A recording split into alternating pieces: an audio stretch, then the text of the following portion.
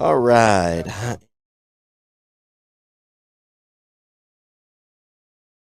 2-4. Test, test, test. Yes, sir. I got you loud and clear. We're going to bring those levels down a tad. If you pass through that phone back, I'm going to remove the passcode so we don't have to fool with it. Just let me run this real quick just to make sure we got everything sounding okay.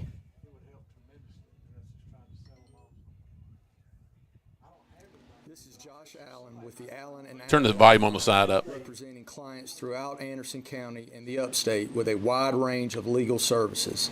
Established in 1988 by... Okay. Then try the coach's show too. Well, yeah, I'll try it in a second.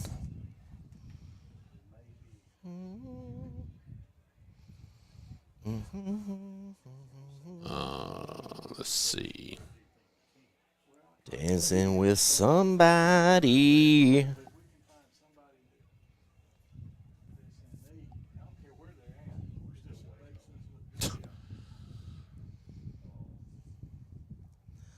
The stud halfback for Byrnes, that sophomore, they say he is a game-time decision tonight. Really? Yeah.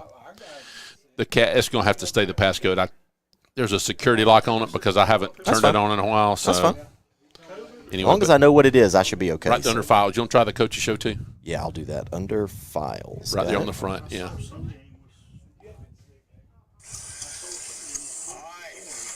here we are. It's that time of year that everybody wants. It just doesn't sound loud enough. Because I'm a ding-dong and I unplugged the... I'm not your IT guy, I can tell you that. Tone with the Jason Tone Show. And so Getting ready that to sounds a play little bit better. Byrnes and the, I don't know if it's about the 15-minute mark. all right, here we are. It's that time of year that everybody wants. You know what? I literally plays the Auburn fight song. Right, yeah, right in the middle of the coach's show. And it's funny because I text Jason. I said, I text Jason. I said, I almost texted you to remind Dickie to turn his phone down before he started this. It never fails. Unbelievable. He's a broadcast professional, folks. Let me see. I'm going to keep that phone plugged up. The battery's bad on it, so just keep it. That's why it's not being used.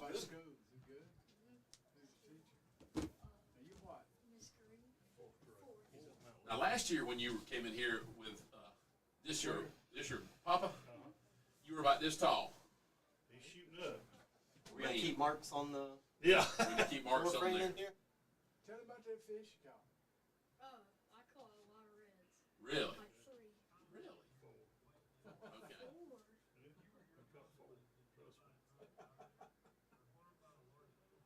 A good guy always keeps up his fish count. Listen, I thought that went great. I thought today was wonderful. I thought that was great. I'm disappointed you didn't come earlier, though. I thought I really was hoping. nobody from the board. I was kind of teed off. Like I know you had stuff to do, but like nobody. But people that don't have stuff, nobody showed up. It was me, Tommy, and Chris. I tried to get there, but I was also trying to get the cars From 8:30 till. I mean, when people start rolling in. 10 through 11. Well, I mean, but a few people, but like the members, but yeah, but like none of the board came up. I was.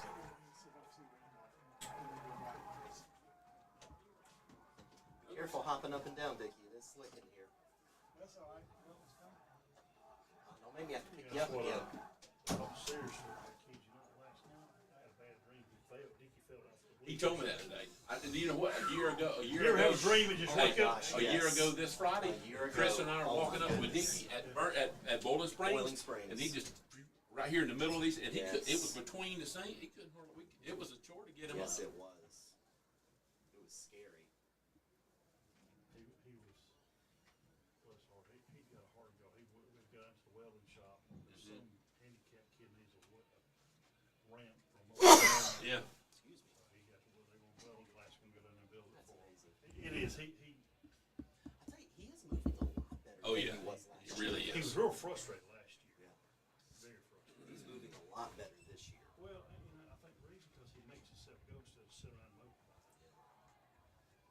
You've got all the ads, right, Kevin? I do. I got them right down Just here. want to make sure. It's like my dinner's here because they didn't bring it. They're not feeding us this year, by the They're way. not. Nope. Oh, good to know. Okay. What kind of place y'all got over here? I don't know. Hey, we apparently need another penny Coach tax. Smith. They're not feeding us anymore.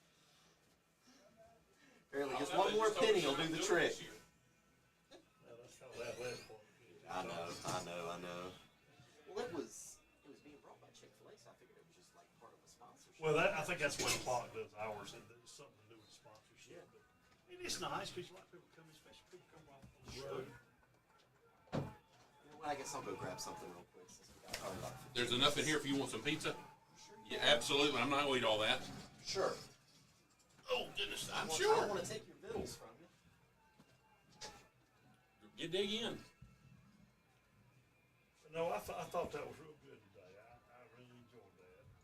Who was the speaker today? It's the coaches show. All the coaches Gotcha. get there and speak. But Laura was there from 9 o'clock. And they interviewed coach and a couple of players, and the players did a good job. You know, at times they. You guys have to go out and get another sponsor just to fix. That's what we were just talking about. So Westside didn't fix it. Was West Side. Racist sandwiches, chicken Yeah. fingers. Chicken fingers. Bread. If you leave very hungry, it's your own fault because there's more than The you only need. part that I don't like about that is the kids are on the jumbotron. You don't watch it, invite all their buddies up there. Oh, they got. And you don't want it to be thrown out, but I'll tell you what everybody's done. Y'all get leftovers. Lawrence usually feeds you. Greenwood, they really feed you. If I remember, Fats Cafe at Lawrence. You used to be an old guy, Chris. You used to be an old guy. You always had. It's the first place I went to. They give you had chicken in a press box. Yeah. And we were sitting there one night. Greg Wild's got the dry sense of humor. Is that Breast Awareness Month? Breast cancer. Yeah, he said it's breast awareness. He said breast cancer. We started laughing. I was eating, and he said, "There's Tommy down there choking his chicken."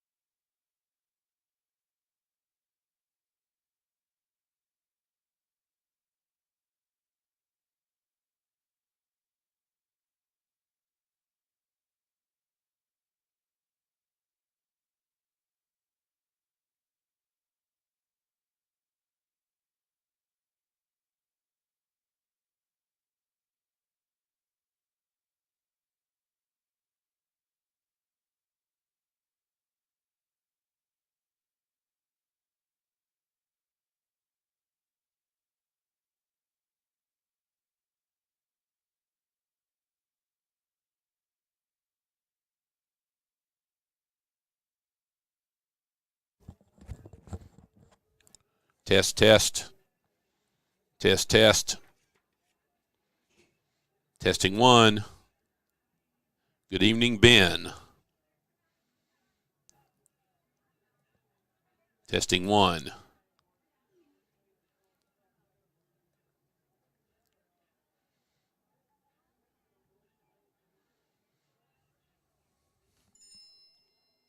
Chris, can you mute me?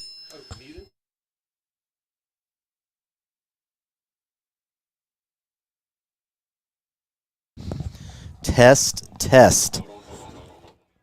All right, let me know when you're ready.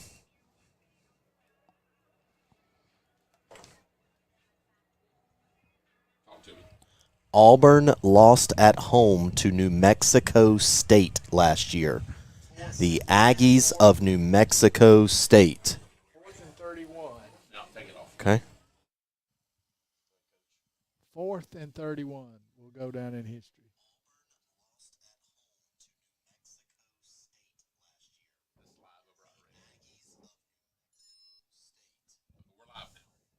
Chris just made his last statement.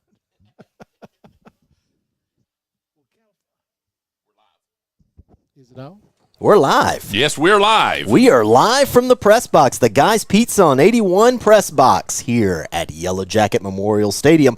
It is Jim Frazier Field. It is a beautiful night for football.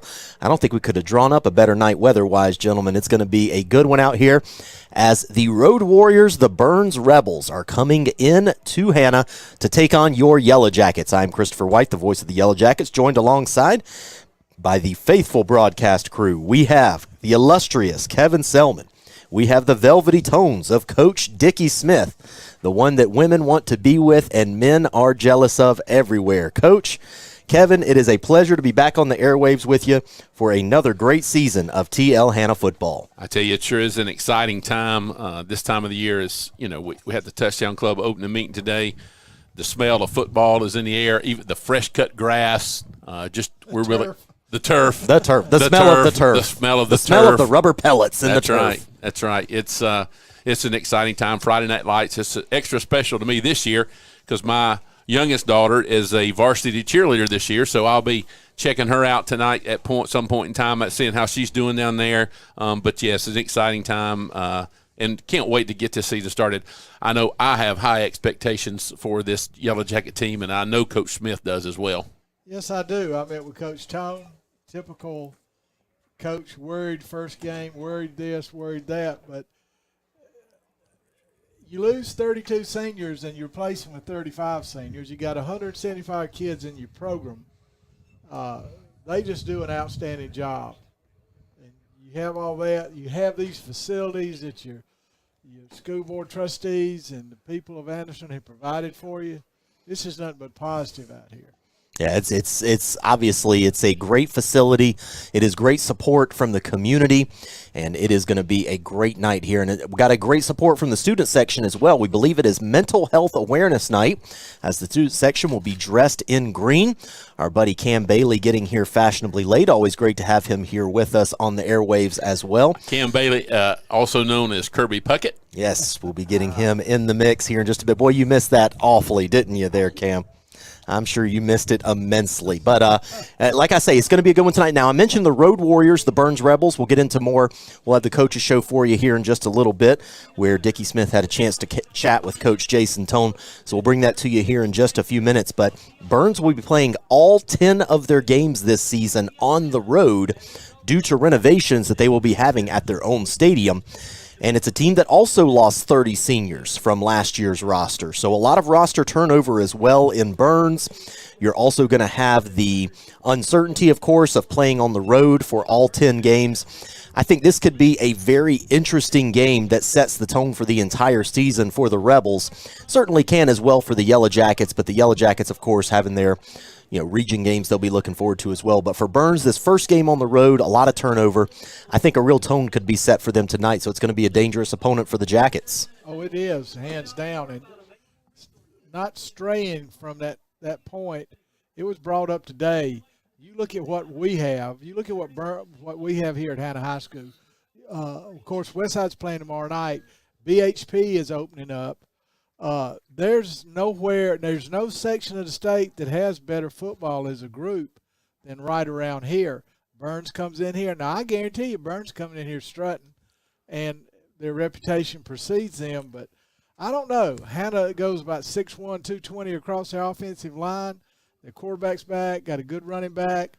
The kids have practiced hard. I think they're a force to be reckoned with. Coach Mayfield ran across Coach Knox at the beach, and Coach Knox came up and told him, said, if I ever play y'all, I hope it's deep in the playoffs because you don't want to play us any other time. They have the respect. I want the energy. I want more of the kids to get in here. I know Selman's about to bounce off the wall. You're very happy about it. Cam showed up, so we're ready to go. You know, if Cam shows up, that's half the battle. Listen, I was going to mention to you, you talked about Byrnes coming in here strutting. Now, the head coach at Byrnes, his name escapes me, but Christopher, I know you know his name, right? When the Yellow Jackets have a 3-game win streak against Byrnes right now, and he was the head coach at all 3 of those times. So I don't know that I don't know if the revenge is the right word because we last played them in 2021 on the catch in the end zone. Reggie Shaw. He's 0-3 against Teal Hanna. That was the catch that Pendergrass made in the end zone, and we called him Waffle House because he's always open. Always open. And I remember celebrating that night in the Byrnes press box with y'all, and Dickie had us park on the wrong side of the stadium. Y'all remember that too? Oh, please. But that was anyway, all Kevin right there. The last 3 meetings between these was 2017. The Jackets defeated Byrnes 57-7. Christopher, you were here. That's unbelievable. In 2018, the Jackets defeated Byrnes 57-28. And then, like I mentioned, 3 years ago, 2021, the Jackets defeated the Rebels 28-22 up in Duncan, South Carolina tonight. Which was a very fun game to call as was. well. It's been a fun one with this series. And with that being said, we're going to head over to this week's Coaches Show. It'll be our first of the season, as Dickie Smith had a chance to sit down with Coach Jason Tone this week and get his thoughts coming into a massive season opener for his Yellow Jackets as they take on the Byrnes Rebels. All right. Here we are. It's that time of the year that everybody wants. It's football season. We're at Teal Hanna High School with Coach Tone with the Jason Tone Show, getting ready to play Byrnes in the opening game of the season. The first of 2 at home in a row. Everybody's been waiting on it. The kids have been practicing. The coaches have been working. School's back in. You can kiss your summer goodbye. Coach Tone, tell us what you got. Well, we're playing Byrnes, which is a perennial power here in South Carolina. Last time we played them was in 2021, week 9, I believe. It was one time where week 9 was a non-region game, and then we played Hillcrest for the region championship after it. But that's the last time we played them, which we had to come back right there at the end. They scored and went for 2 and got it to go up by 1 with like 1:20 to go, and our kids drove down and scored right there at the end to win it. So you know, it's a small rivalry that we've started since we've been here, and our kids like playing them. It's always good competition. Coach Shaw does a good job. They're going to field a really strong team. Well, you know, Byrnes, if I'm correct, and I feel that I am on this time, they're kind of the road warriors this year. They're redoing their stadium, so they're going to play everything on the road. But this being the first game, they can't be road weary right now. And Byrnes, their name speaks for themselves. But, you know, we just want to make sure we put them back on the bus going back to Greer, Spartanburg, wherever they call home, with a loss. So looking at, we know we lost 30-some-odd seniors last year. And if I'm correct, we have 32 seniors this year. And people ask me, how do you do that? I said, you have a very strong program. You have over 170 children, I think, in all classifications in your football program. But it's not all necessarily, I'll dial up and put somebody in to an extent. They've got to get experience, and I think that's what you're working on right now. But we could say, coming into this game, which if you were to win this game, it puts you at 70 wins, which is quite an accomplishment as a head coach. We got to get the experience. We have the bodies. It's just more or less making sure we're all on the same page. Is that fair? Yeah, we're an inexperienced Friday night team, so we're going to make mistakes early. It's our job to coach them up and limit those and continue to get better week to week. The product you see Friday night won't be the finished product. You know, we're looking to get better as the year goes on. So ultimately, we have to outplay Byrnes to win, but it won't be a perfect game. It's going to be hot. It's going to be the first game. There'll be some fatigue and things like that we're going to have to battle. But you know, the experience is what these kids need. They've worked extremely hard. They're talented. They're a fun group to coach. They listen. They're coachable. But there will be mistakes. You know, they lift hard, they work hard. They've worked hard since January. So I'm excited to see what they can do. And for me, it's more of a, like I said, an excitement to see what we look like. You know, it's the first of the year, you just never know. Last year, I had a pretty good idea because we had a lot of returning starters. I kind of figured what we could be, and this year it's new. It's like Christmas morning tomorrow. Well, per se, and you don't like to this early. You can't really single somebody out because we ain't gotten on the field. But the Patterson boy is an outstanding running back. The quarterback Cunningham has had time under center. Does anybody kind of have that situation across your line or on defense or? Riley Lewis is the only lineman that's got experience from last year, and he plays tight end for us. The rest of the linemen didn't play last year, and they didn't play JV, so they got in maybe a couple of snaps here and there, depending on you know what the game was or the situation. However, most of them don't have a lot of reps on Friday night. Now, having said that, they're still strong. They're going to be seniors, and a lot of them. And so it's one of those deals that there's going to be mistakes mentally where they mess up an assignment or this, that, and the other up front. However, we're excited about this group because of how hard they have worked.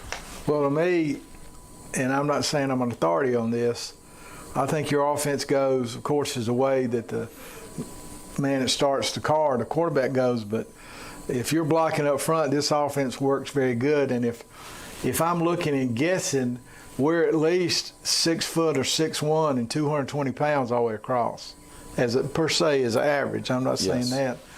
And if people I don't think understand, if you come out here, and if you want to come out here and look at this weight room, it is used, and these kids work hard. So the harder they're in there, the better off they are down there. But people say, well, he lost this, but he say he's got this. That's a credit to the number of children you got in your program. And this is a question you always hate to ask. Coming in here to Byrnes, first game, we got to replace all these people.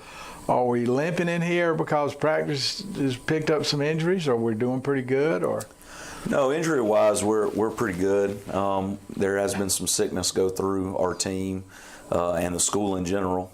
Just starting the new school year, everybody around each other. You know, it's pretty much a given in August that you're going to have some guys get sick. It ran through my house. It's run through some of the coaches' houses, all the players. So, you know, but as far as injuries go, we're healthy. We didn't get anybody hurt in the Powdersville scrimmage, so we're excited about that and be healthy, and we should be fast. You know. So looking forward to that. And, you know, we talked offensively. Defensively, we only got 3 guys back on that side as well.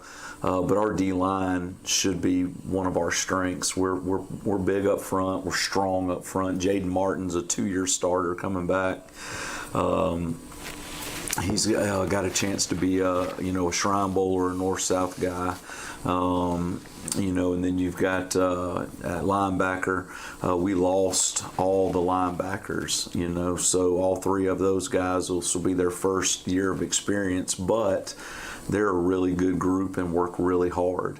Jamazier Harkness got some snaps last year, but not a ton. But he's worked his tail off to become one of the leaders of our defense. Dreek Vance is back from last year, played a ton of snaps for us at the pony position. And then Gray Epps is the other pony whose brother Wills started for the last 2 years at that same position. And then Cam Strong, who's committed to NC State, he's back at corner. So, but defensively, we've got some guys that have stepped up, and I think our defense has a chance to be really good. Because they play hard, they run to the ball, they're strong, they're fast, and they're physical. You talked about your defense having, your offense, people coming back, the defense, the people coming back. Do you have a lot of good leaders? Do you feel? They're growing into it. A lot of their leadership is by action, which is good, but you've got to have some vocal leaders too. And so when you don't have a lot of experience, that part comes a little later. But there's a lot of, as far as leading by example, there's a lot of that going on, a lot of actions and things like that. So which, actions speak louder than words most times. So better done than better said. Amen. On that. Well, tell me, your coaching staff, have you made any changes from last year to this year? We got a couple new coaches. We got Coach Ford is coming in he was the defense coordinator at Eastside. He's coming in to help coach our corners this year. Coach Ford played at Clemson years ago. Coached at Greenwood, coached at Eastside, was a coach, he coached at Clemson, he coached at Presbyterian. So, he's been a great addition to our staff.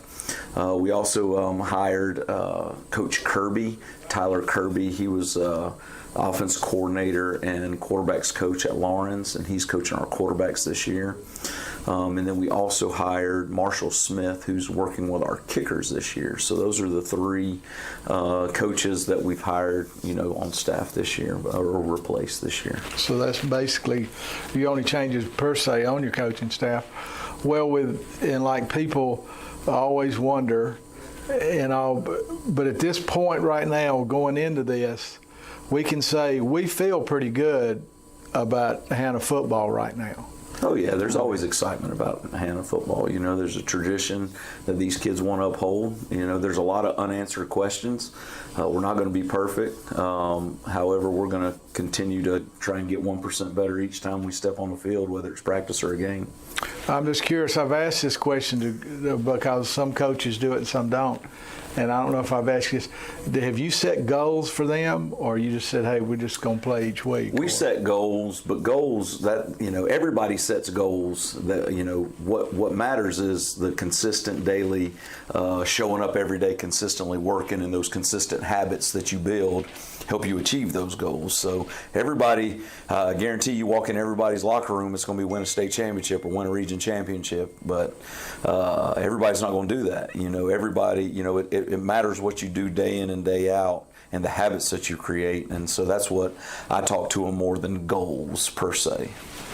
So, and as I know, and old people, I hate to say it, I'm an old person, we talk about what you wear. Are there any changes to your uniforms this year, or are we still back with the white helmet, or are we a black helmet, or what are we? We're still white helmet. The only change is the decal is black decal. It sticks out. It goes with the face mask. It sticks out more on the white helmet. Not that the gold H-Buzz was a bad look. We just think this one pops a little bit more. So and I feel the kids. If the kids are excited, they drive me crazy. But if they're excited about what they got on, they have a tendency just to play a little better.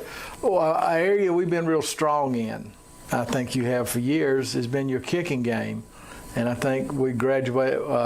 Was it Walker? Yeah, Walker Broom. Yeah. So how strong do you think you'll be there this year? I think we've got a chance to be as good, for sure. Definitely don't have the same, Walker kicked for us for 2 years, so we don't have the experience. But Sam Waters and David Gorzaga have done a great job.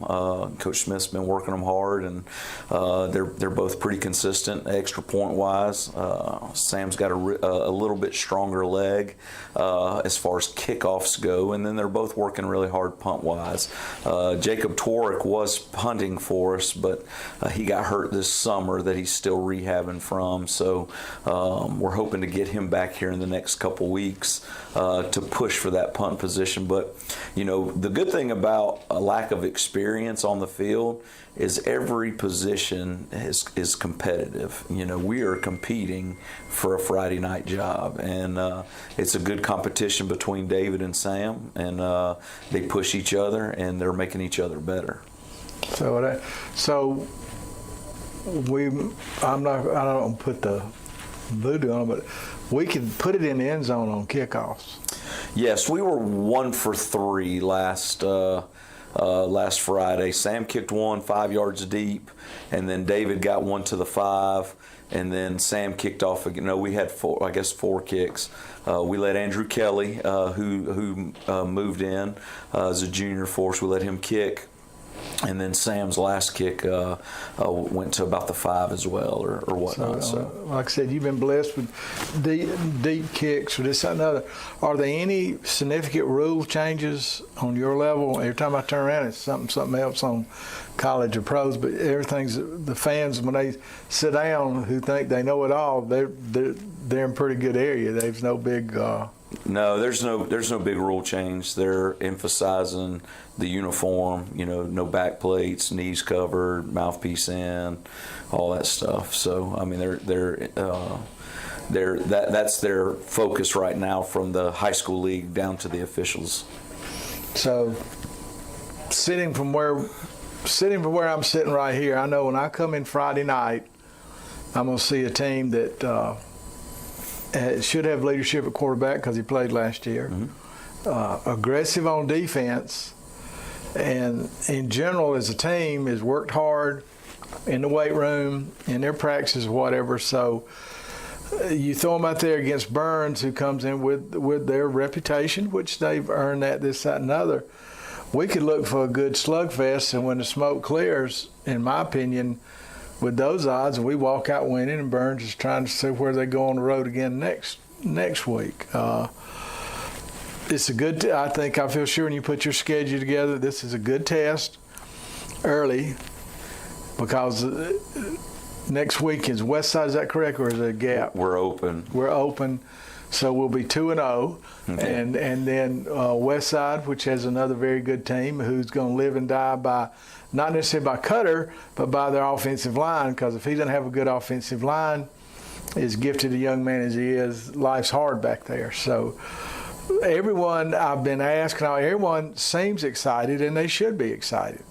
Do you have anybody that's really popped out of nowhere that you didn't know where it was? I mean, I hate to name names of whatever. I wouldn't say out of nowhere, but I tell you who's really, really been performing is Antonio Hatton.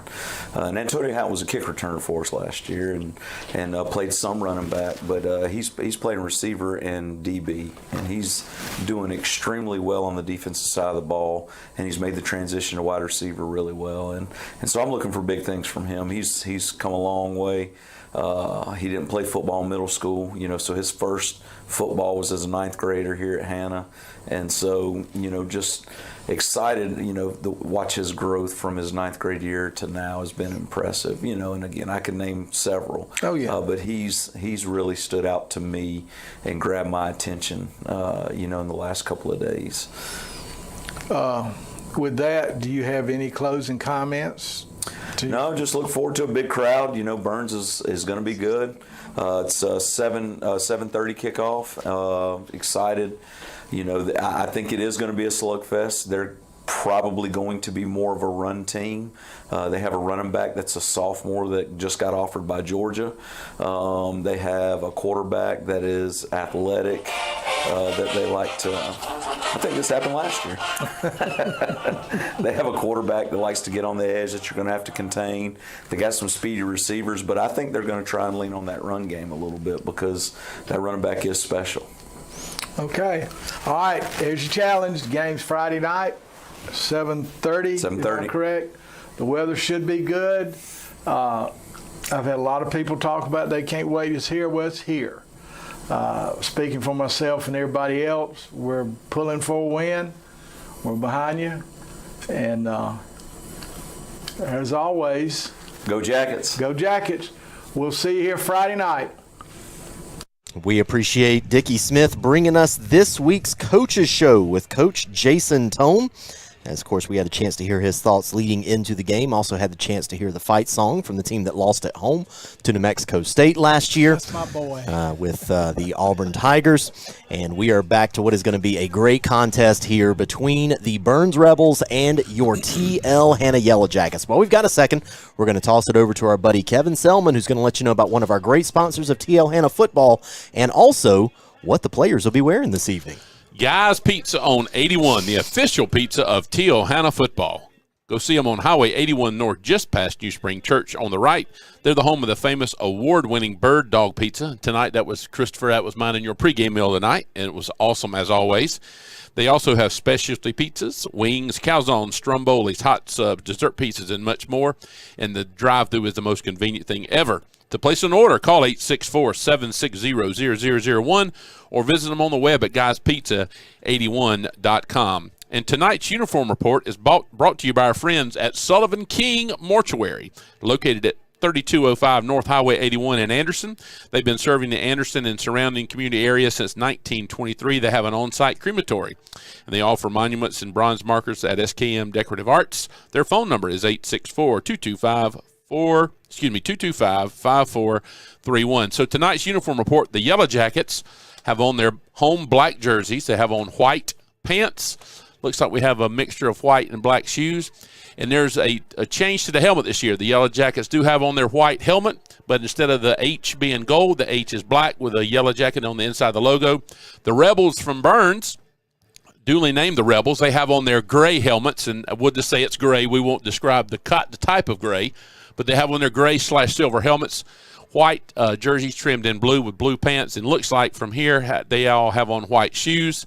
The officials tonight, and you know what, y'all always need help with this. I can tell they got on black pants with a white stripe down the side. We got 4 black hats and 1 white hat. They're tops. They always throw me for a loop. I can't tell if they're white with black stripes or black with white stripes. Christopher, can you help me out? What I can tell you for sure is that they are crispy white on those stripes because it is the first game of the season.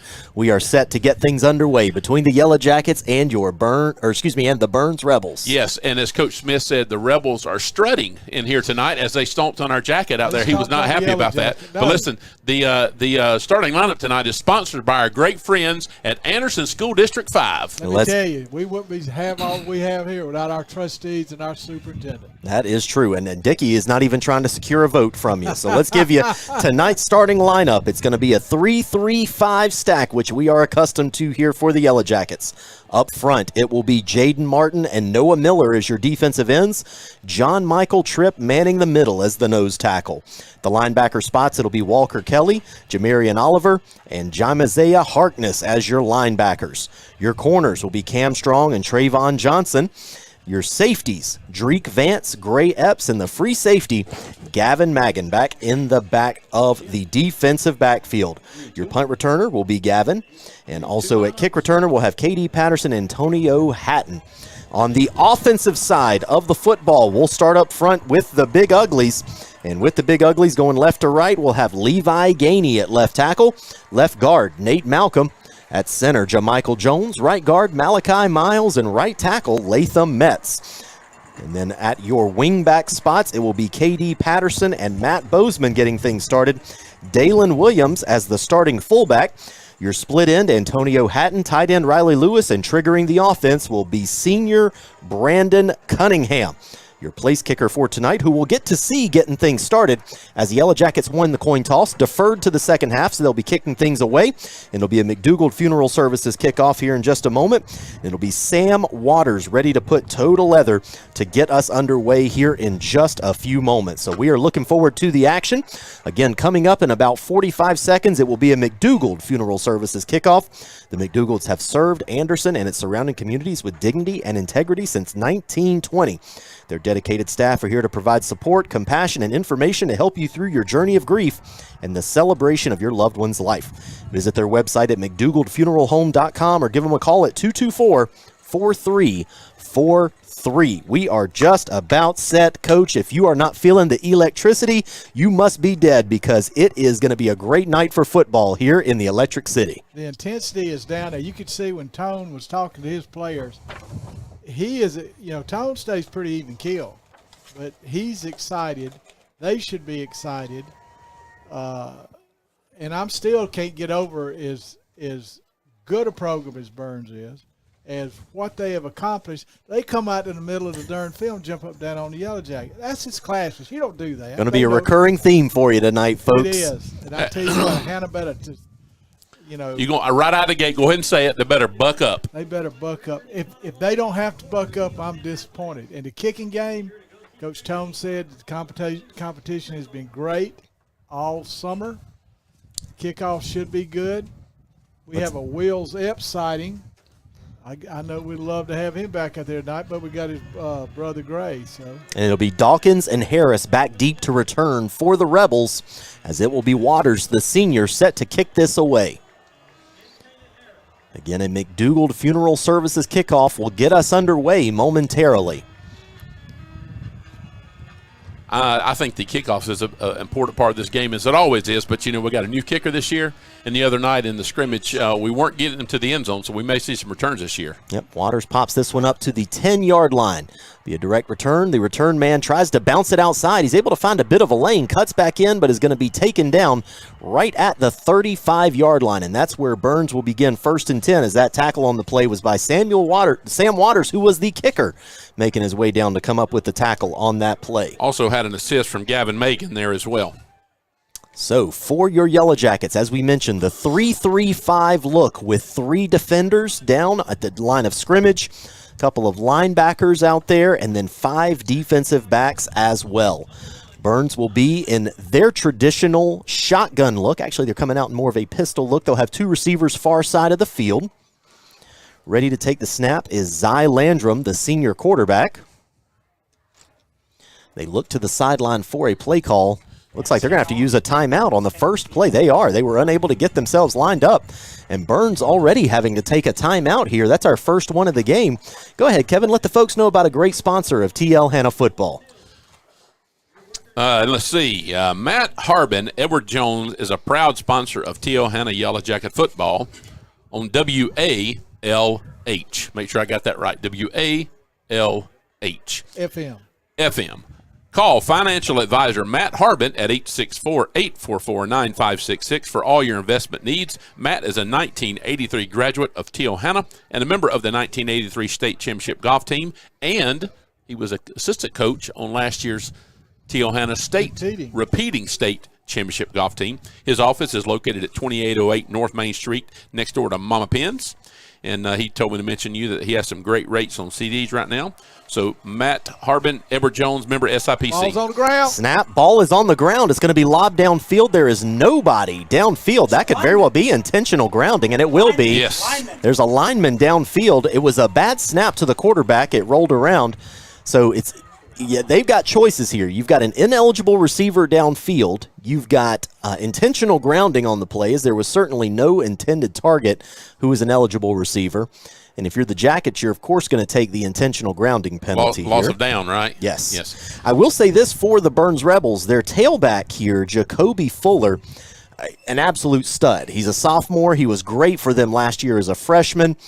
Some questions as to whether or not he was actually going to play tonight. So he is at least starting the contest tonight and he will be easily the player on the Rebels offense to keep your eye on tonight. He's also been offered scholarship by Georgia, and as most of you know, that seems to be pretty good. Georgia's a pretty good football team these days. You get a scholarship offer from Georgia. Yeah. That's usually saying something. I'll get to see him up close and personal here next Saturday.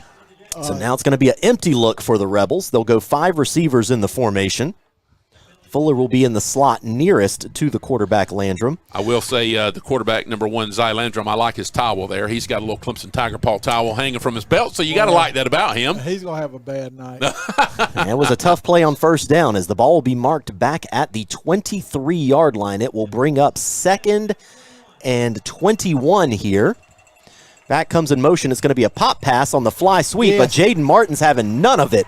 Wrestles the receiver down on the play for a tackle for loss back at the 20-yard line. Martin is the lead cow on that defensive front. Tom said they'll go like he goes, and he showed you right there. One of only three returning starters on the Yellow Jacket defense, and Jaden Martin is one of those. It's going to bring up 3rd and a country mile here for the Rebels. 3rd and Star. Yes, it is a long way away. Or 3rd and Iva, whatever you prefer. That might be 3rd and Abbeville. Byrnes will be in a single back look. Landrum has the snap. He's able to get it to his tailback Fuller. Not going to pick up much, maybe a yard on the play, and it's going to bring up 4th down in a punting situation. The Yellow Jacket defense does its job thanks to a couple of blunders by the Byrnes offense, but the Jackets defense really came up with the stop there they needed, looked really spicy up front. Noah Miller and Jemize Harkness, the senior linebacker there on the stop for the Jackets. Back deep is 10, Gavin Megan. Snap's high. Snap is high, but able to get the punt off. Megan is going to call for the fair catch. It's going to go over his head. What a punt. This is going to roll inside the 30 all the way down to the 22-yard line. That was a boot. It was poor out of our efforts on the return, but that was also, you got to give credit for the boot on that play as well. He swung his leg into that, kicked it over the return man, and it rolled nicely for some more yards. So the Yellow Jackets, thinking they might actually be in positive field position, now are backed up at their own 22. Normally the coaches tell you to move up, move back, or about where to be for the punt return. So he was where they had him to be. And when you kick the ball that far over someone's head, I don't think they like you catching it over your shoulder trying to return. No, they do not. So never let it. Yeah, that's never supposed to happen. You got to start. Well, I can assure you this: he will line up deeper the next time there is a punt. I bet the coaching staff will make sure of it. So it's going to be phone booth football. The Yellow Jackets will start in their tight wing tee here. We'll see if we can get the players for you. It's going to be Nance who actually comes around on the jet motion, but it's going to be a handoff to the fullback on the quick hitter as he is out to the 26-yard line. That's Jamarion Oliver on the carry for the Jackets. Oliver on the carry. Well, was that Oliver or Williams? It was 20. Okay, because that 0, I can't tell if that's 20 or 28 out there at the fullback spot. That's one that may trip us up a couple times this year. Actually, they split a receiver out in the formation. They send Nance in motion this time. He's going to get the handoff going right. Tries to turn upfield behind some blockers. A couple more yards, but he's going to be shy of the 30-yard line. It's going to bring up 3rd and manageable here, about 3rd and 3. Emerson James, the freshman for the Byrnes Rebels on the stop there. I haven't seen Katie Patterson out there yet. He's been sick this week. Okay. Cunningham finished in the state in the 100 meters. They're not checking him over here. That's all I'm going to say. I know I say it all the time. I see Patterson here on the sideline just holding his helmet. I think it's one of those things that might be a break glass in case of emergency situation. So they bring Nance in motion once again, but it's going to be a fullback give this time. I don't think he's going to get it as he's going to be wrapped up right at the line of scrimmage. No gain on the play. It's going to bring up 4th down in a punting situation for the Jackets as Dixon was able to come up with the stop in the backfield. That was Oliver on the carry once again. You know, we had several games last year we didn't punt a single time, and then tonight we punt on our first series of the first game, which, you know, that's all right. Is Waters punting? It looks like it is Waters back there punting. We've seen Cunningham punt a little bit during the preseason as well, but it looks like it'll be Waters back there to kick this one away. The officials are calling a timeout for something here. It's going to be Dawkins back to return this punt. Waters will look to try and flip the field. Yeah, one of the coaches over for the Rebels is on a knee scooter. I feel his pain. I was there a couple years ago. That is no bueno. So now they bring in a spare player here for the Jackets. I think they only had 10 in the formation. Snap is clean. Oh, but bobbled. Waters somehow able to get it away. He does. There's going to be a flag on the play.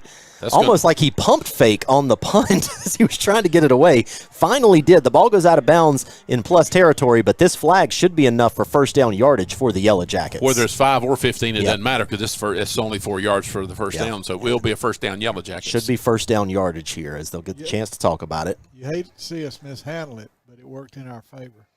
It did, and certainly was not designed that way. And honestly, you kind of feel bad for the Byrnes player. I mean, I'm sure he had no intentions to go in there and rough the punter, but when he saw him bobbling the ball, you had to go after it. Must have just missed. So we're waiting on the call still. Waiting on to see if it is of the 5 or 15 variety.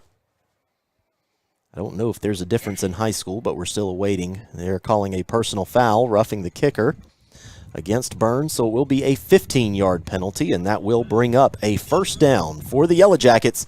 So it is via penalty, but they are able to come up with the first down on the first drive of the game, and the Jackets offense will come back out onto the field to try to see if they can pick up a first down the traditional way here with their second opportunity on this drive.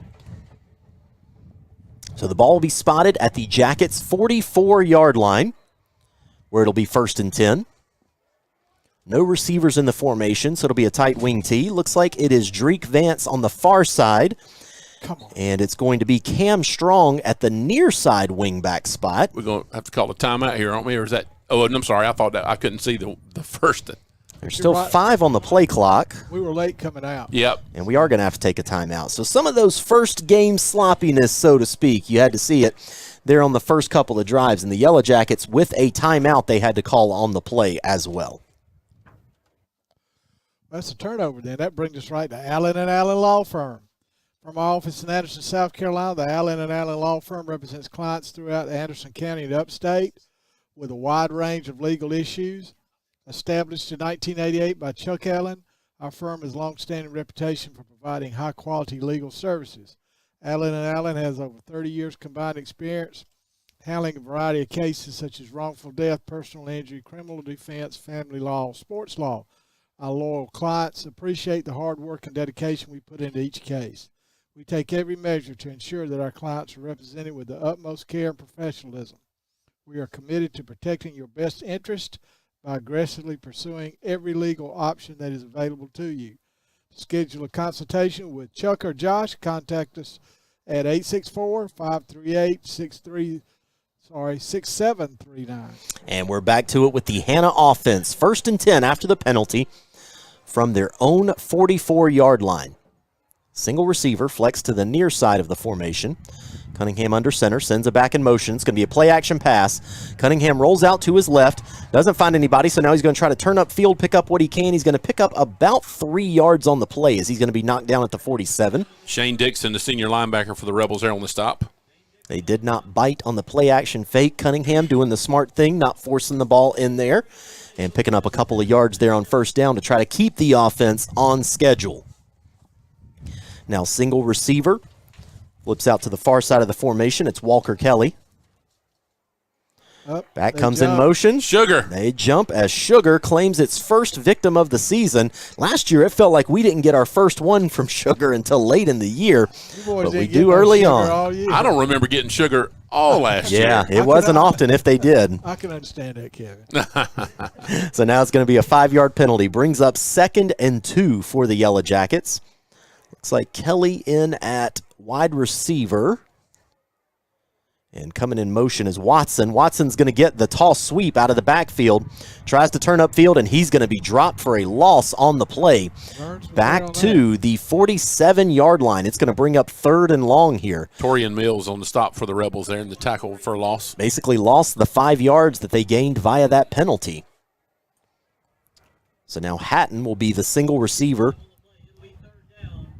Hatton will go to the far side of the field. Hatton being the fastest man that we have, and they're splitting him out. I see Dreek Vance out there at a wingback spot. I see Watson at another wingback spot. And Cunningham will come under center with 7 on the play clock here on 3rd and 7. First pass of the year, maybe? Watson comes in motion. Cunningham's going to throw this time downfield, and it is incomplete. The receiver thought that it was a running play the whole way. He was blocking downfield, was Antonio Hatton. So that's going to bring up 4th down in a likely punting situation for the Yellow Jackets. Coach Tone will go for it on 4th down quite often, but 4th and 7 is a little different proposition. We have just got to grow up quick. Definitely some miscommunication out there on that particular play. Back deep for the Rebels is number 6, Talik Dawkins, the senior wide receiver. Now the Yellow Jackets with 3 personal protectors for the punter. The officials are calling the timeout here. Looks like one of the Byrnes players perhaps having an equipment issue that the referee spotted. They're going to take him off. 7 minutes to go here in a scoreless first quarter. Each team with 1 possession thus far, and both teams with a punt. As it is now 4th down. Waters is back deep. Cleaner secured it this time, able to get it away. A nice kick. Oh, it's bobbled by the Byrnes return man. Very dangerous that he didn't get out of the way of that, but a nice kick by Waters is going to pin the Rebels back at their own 11-yard line. Hatton and Harkness were there on the right there at the guy when he caught the football, and were there to make the tackle. Chris, you're right. He got off a good kick, but he's having trouble holding. Yeah, he's having a hard time with just securing the snap to try to get it out of there. And I tell you, it also wouldn't surprise me if over on that sideline right now, they're letting that young man that's a returner know, get away from that football. If you're not securing that one while it's in the air, get out of the way. So now Byrnes will come out in a spread look, 2 receivers each side. It's going to be a give to the tailback. Going absolutely nowhere on the play thanks to Walker Kelly coming up with the stop. In fact, it'll be a tackle for loss back to the 9-yard line. That ball, I believe, was handed off to Morrison. I'll try to get a number for you on the Walker tailback. At 6'4", 220, that's pretty good size young. Yep. That's number 6 for the Rebels, so that is Dawkins who was back there on that carry. I remember when Walker was born. I'm good friends with his family. Ooh, you are old. I am old. So now 2nd and 12 for the Rebels. Going to be a sprint out pass going right this time. Lobs downfield on the corner route. Too tall for the intended target on the play. It was number 10, Kalen McDowell, the intended target, and that incompletion brings up 3rd and 12. Let's say this is very clear. That was Gray Epps on the coverage for the Yellow Jackets. Wills is in the stands. Wills is in the stands tonight. So for those folks listening, that was Gray Epps. His grandfather corrected him. That's right. 6:13 to go here in a scoreless first quarter. Byrnes backed up once again, 3rd and 12 at their own 9-yard line. Byrnes showed you right there when he rolled out and the speed they got. Gray was hard-pressed to stay with that. This time they come into a tight formation. Landrum's back to throw. It's going to be a middle screen here that is dropped by the intended target, the tailback. It's going to bring up 4th down in a punting situation from their own end zone. Had he caught it, Cam Strong was right there to level him, so it's probably best for them that he did drop that football. And Gavin Megan, we're going to see how far he drops back on this punt. Coach Smith don't like where he's at. He wants him to be back further. It's easier to come up than it is to back up. He is standing at the 40. I don't know if that's far enough back. So it'd be a 47-yard punt. There's another stoppage in play. Another stoppage in play, and another receiver for Byrnes that they're taking off the line. Yeah, Hanna did it once. Byrnes has done it. What are they doing? That's equipment. They took 2 players off the field. Yeah, they took 2 players off. Is it a number situation? If they have more than 10 though, I mean more than 11, it's yep, and they're gonna have to call a timeout or take the penalty. No, there's still one. time. There's still only 15 on the play clock. Excuse me, so. I only see the 4 and the 3. I don't see the first. From the field goal post is blocking it for me. Snap is clean. A much worse kick this time. A fair catch called for and made at the 30-yard line. As once again, our coaching from the booth isn't as good as the coaches down on the field. They had him spotted correctly with where he needed to line up, Coach. It'll be 1st and 10 for the Jackets, an excellent field position at the Byrnes 30-yard line in a scoreless first quarter with 5:47 to go. Let me tell you about my friend Scott Smith and his crew at CleverTex. Their team has over 20 years' experience helping businesses And individuals make the best use of their technology, whether it's slow, outdated, or time to replace. Supporting your technology is their job. Your office should be fast and frustration-free so you can focus on your business. Clever Tech services the upstate Northeast Georgia. Find them online at ct-anderson.com or get a free business consultation by calling 864-225-1888. That's Scott Smith, and Dickie keeps him in business. He's all the time having to help Coach Smith with something. I had to get him through high school, so I guess he has to take care of my computers. There you go. He's my daughter's age. He graduated with my oldest daughter, Lauren. So now it'll be 1st and 10 here for the Yellow Jackets. Oh, wait. Why is it Byrnes football? Huh? I'm very confused. Was there not a punt that just occurred? It did. I can't tell you. And there was a fair catch. It is Byrnes football from their own 25-yard line. That goes to show how much attention we were paying. We weren't paying any attention to what was going on. Like I say, there was a punt, a fair catch made by the Yellow Jackets at the 30. It couldn't have been a 5-yard penalty. Well, either way, there was no gain on the penalty. play. Still brings up Byrnes got 2nd and 10. So it had to be a penalty against the Yellow Jackets. So now it is Byrnes football at their own 26-yard line. Going to be a shotgun look. Back to throw. Starts to look downfield. Now Landrum's going to take off, try to pick up what he can. He's going to be close to and have first down yardage. He is into the secondary looking for a block. He is unable to get one, but he's going to be taken down inside the 30. What a strange turn of events that happened over the last few plays. Go from what looks like a stop on 4th down, a punt that was fielded at the 30, to Byrnes football, and now they have the ball 1st and 10 inside the 30 at the 27. I was going to pop in next door and ask him what happened, but after that run, that's probably best I don't go in there right now. Probably not at the moment. 4:53 to go in a scoreless first quarter. This time a pistol look for the Rebels. 2 receivers near side, 1 to the far. Landrum has the snap. It's going to be play action pass. After the fake, he rolls out to his right, unable to find anybody, being chased down by Jaden Martin. But it's actually going to be his friend Walker Kelly on the play, coming up with the stop. In fact, I think that will be credited as a sack, as there is a loss of a yard on that play, so it'll bring up 2nd and 11. That just Walker's talking. I want him playing. Matt Harbin told us it was roughing the punter. Okay, roughing the punter. They threw that well before the punter. That's pretty good coming from a golfer. So there you go. 4 minutes to go here in a scoreless first quarter. 3 receivers far side, 1 near, shotgun look. They bring the tight end back in. It's going to be a handoff to the tailback this time. He's going to try the right side of the offensive line. Not going to pick up much on the play. It's Epps who comes up with the stop there. Maybe picked up the lost yard and perhaps one, but it's going to bring up 3rd and 9. And you got to think, if you are the Rebels coaching staff, you are coaching this as if it's 2-down territory. But then again, after the leg we saw out of their punter, maybe he's got the leg for a field goal from here. Who knows? So Byrnes with the football. They'll have trips to the far side of the field. They take their tailback, flip to the quarterback's right hip. That's Jacoby Fuller in the backfield. Now he flexes out as a receiver, so it's an empty look. Landrum looks to throw. He's looking left the whole way. It's got to be. Trying to see if he can lob it downfield. He does. There is nobody in the area. That's going to be an incomplete pass, and it's going to bring up 4th down on that hospital ball that was thrown out there by Landrum. It's incomplete. You know, I'm always the first one to comment on this, and I don't know why I forgot tonight, but I do embellish it some, so I'll admit that. But tonight, the visiting stand is packed to the gills, and I'll tell you this.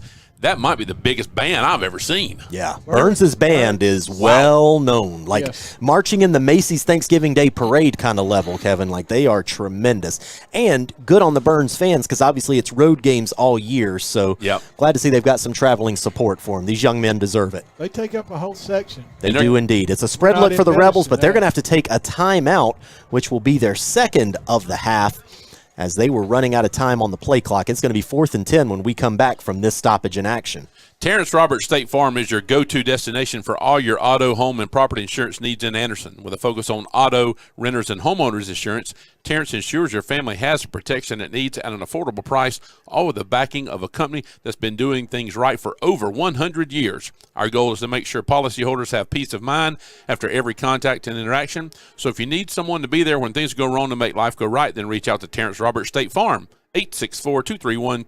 888-9312 or online at terrenceroberts.net. We also want to tell you about Price Driving School, started by Reverend Gene Price Jr. in the mid-'70s, serving Anderson in the upstate for almost 50 years. Tommy and his crew offer a one-stop training and testing program, and they were the very first private driving school in the state of South Carolina to be certified in the SCDMV third-party testing program. You can call them at 226-1320 or visit them on the web at pricedrivingsc.com. The Rebels will come out and go for it here on 4th down. They'll be in a trips look with a single receiver near side. Looks like they're trying to get the Jackets to jump. They will not bite. Landrum comes up, barks out some signals for a new play. This tells us the range their kicker has. They're not kicking, so. Tone's asking for the crowd to get loud. Yeah, looks like they are not interested in snapping this football at all. They do not. It's going to be a delay of game here. 5-yard penalty. I'm confused why. You're absolutely right, Cam. Why they called the timeout before the play for that. So they can punt and have a little more room to work with. But even still, in a likely best-case scenario, you're talking 12 yards of field position because you're probably going to kick this in the end zone, I would think. I don't know. It's just it was strange all the way around. Oh, no. Oh, no. There is a flag that comes in from the sideline. And it's right at... Yeah, right in front of the Hanna bench. Sideline warning. Okay. Oh, come on, ref. Give me a break.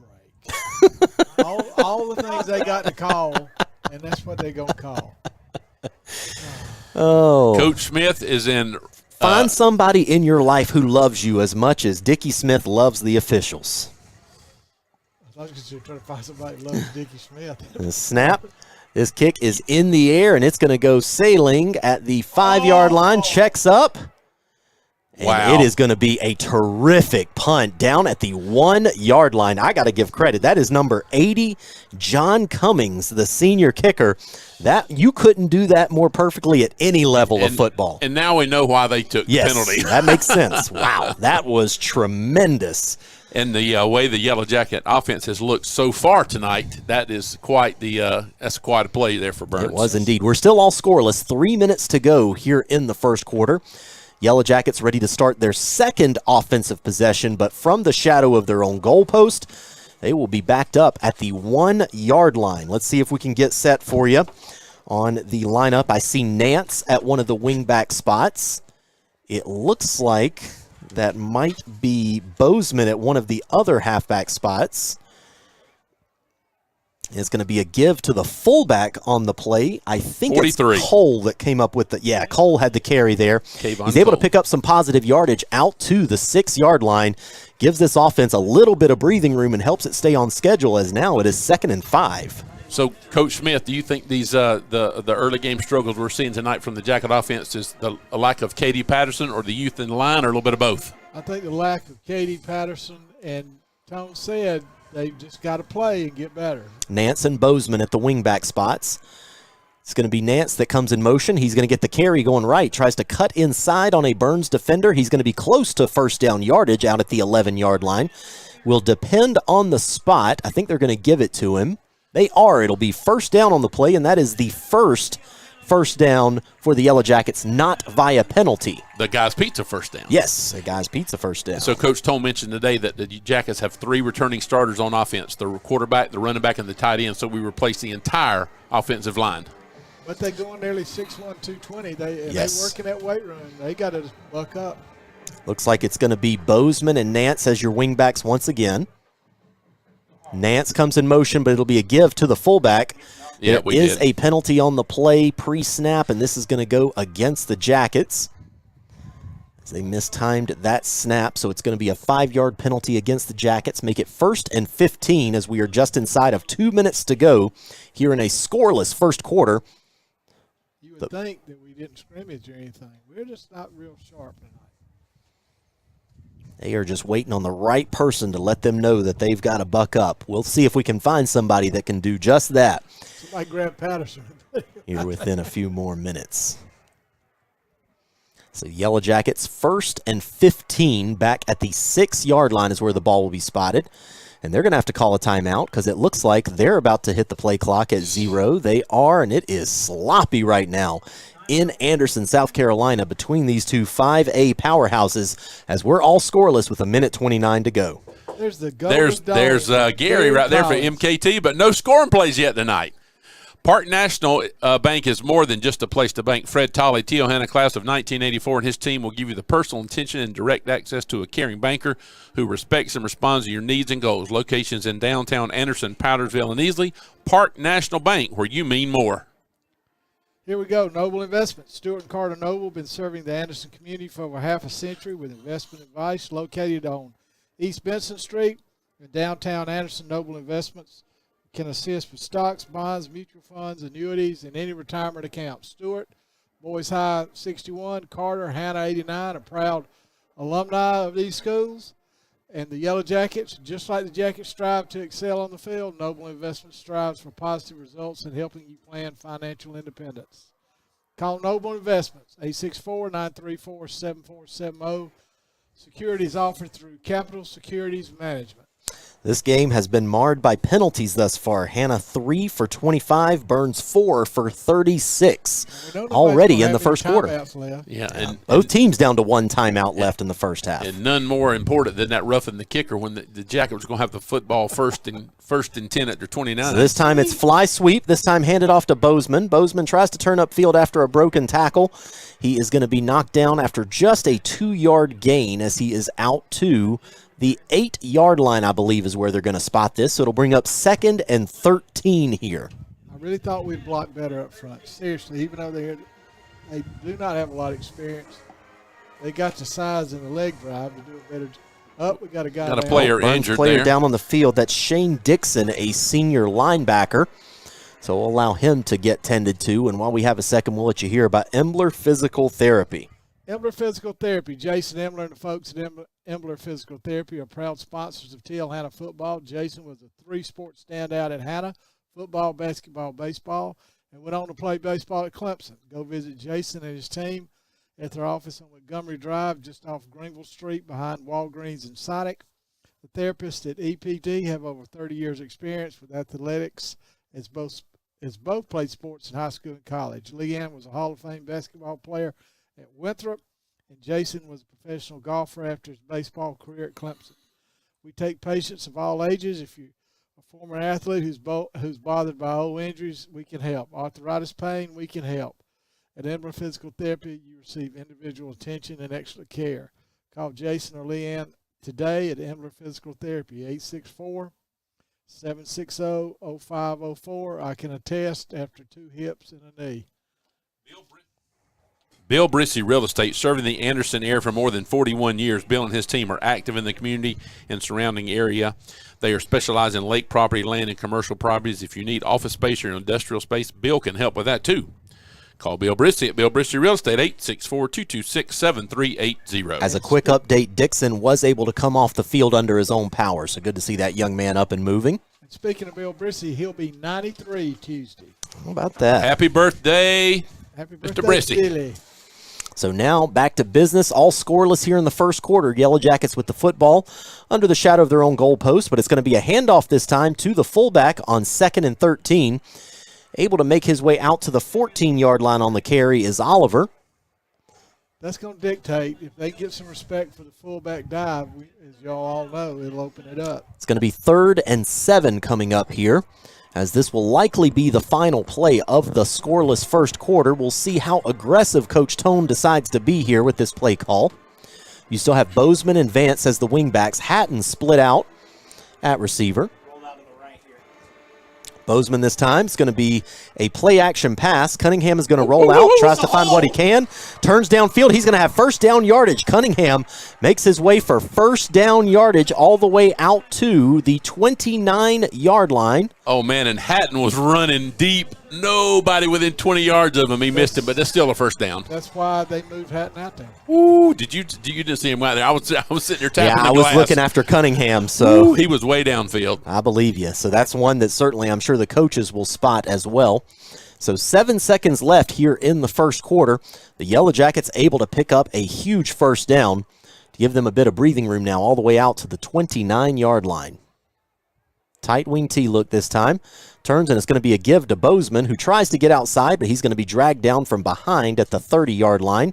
So a gain of 1 on the play for Bozeman, and that will do it for a scoreless first quarter, as we will get you set for the action here in just a moment after this commercial break and let you hear from some more of our great sponsors of TL Hanna Football. Phil's Jewelers. Phil's Jewelers is the finest supplier of jewelry and watches in the Electric City. We help make every piece of jewelry as unique as the person wearing it. We offer a wide range of fine jewelry watches. We specialize in engagement rings. Cam, go by and see them at their iconic location at the heart of downtown Anderson at 116 North Main Street, or give them a call at 864-226-7635. That's Benji or Christy at Phil's Jewelers. Guy's Pizza on 81, the official pizza of TL Hanna Football. Go see them on Highway 81 North, just past New Spring Church on the right. They're the home of the famous award-winning Bird Dog Pizza. They also have many other specialty pizzas as well. They have wings, calzones, strombolis, hot subs, dessert pizzas, and much, much more. The drive-thru is open. Coach Smith, I know you frequent there, and the drive-thru is very convenient. To visit, you can call them to place an order, 864-760-0001, or visit them on the web at guyspizza81.com. And while we've got a second, I just want to make sure that I reiterate to everybody out there listening, all of these sponsors of the TL Hanna Yellow Jacket football broadcast, big supporters of your Yellow Jackets in this athletic program. Please go by and see our sponsors. Make sure you do business with them. It means a lot to keep your money local here in the state, and make sure you let them know that you heard about it on the TL Hanna Yellow Jacket football broadcast. But here it'll be 2nd and 9 for the Jackets. The ball spotted at the 30-yard line. Bozeman comes in motion this time. They fake the sweep, and instead it'll be the second man through. I believe that's Nance who's going to be on the carry out to the 40-yard line. He's going to have first down yardage as he's bounced down just outside of the 40-yard line. That's what we're used to. Breakaway run. Yeah, it was a very nice counter as they fake the toss sweep to Bozeman on the orbit motion, give it to the second man through, who was Nance, and they're able to pick up first down yardage on the play. As again, we are all scoreless here, just underway in the second quarter. Thank you for joining us, however you may be tuning in tonight. It's a pleasure to have you with us. Nance comes in motion. He'll get the carry this time coming around the right. Much better blocking right now, Coach. We're seeing that offensive line starting to get to the second level, and Nance picks up 7 yards on that carry. They're getting lathered up. Well, as all of us know, that's what they work off of. Indeed it is. So that's critically important. If they can get to that second level, that's going to be a good night for the Yellow Jackets. That was Jonathan Montgomery on the stop for the Rebels. He made the last 2 stops for Byrnes. So they'll keep the same formation in. It'll be Bozeman and Nance as the wingbacks. Looks like the split into the near side. I think that's JPP. Be Nance that comes in motion. He's going to get the carry. Going to the right, he's going to be knifed down in the backfield. A nice job by the safety, Jonathan Montgomery, who knifed into the backfield and came up with a tackle for loss. His third consecutive tackle for Byrnes. That guy just did a good job. So now it's going to be 3rd and a short 6 for the Yellow Jackets. From their own 45, they'll need to just cross midfield to pick up a first down if they want to keep this drive going. Hatton is here at the split end position to the near side.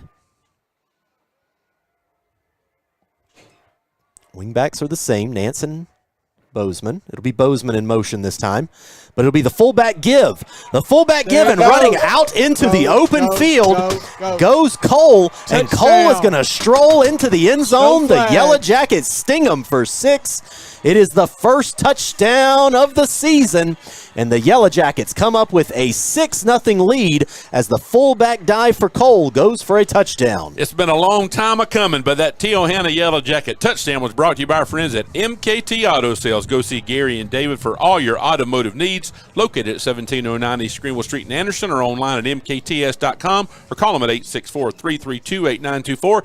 Gary's sitting right here in front of us, and he's listening to us read our ad. So now the Yellow Jackets with their muddle formation, they will swing the gate and swing it in for the extra point try. Kirby, you ready down there? Extra point to be attempted by Waters. Swing the gate.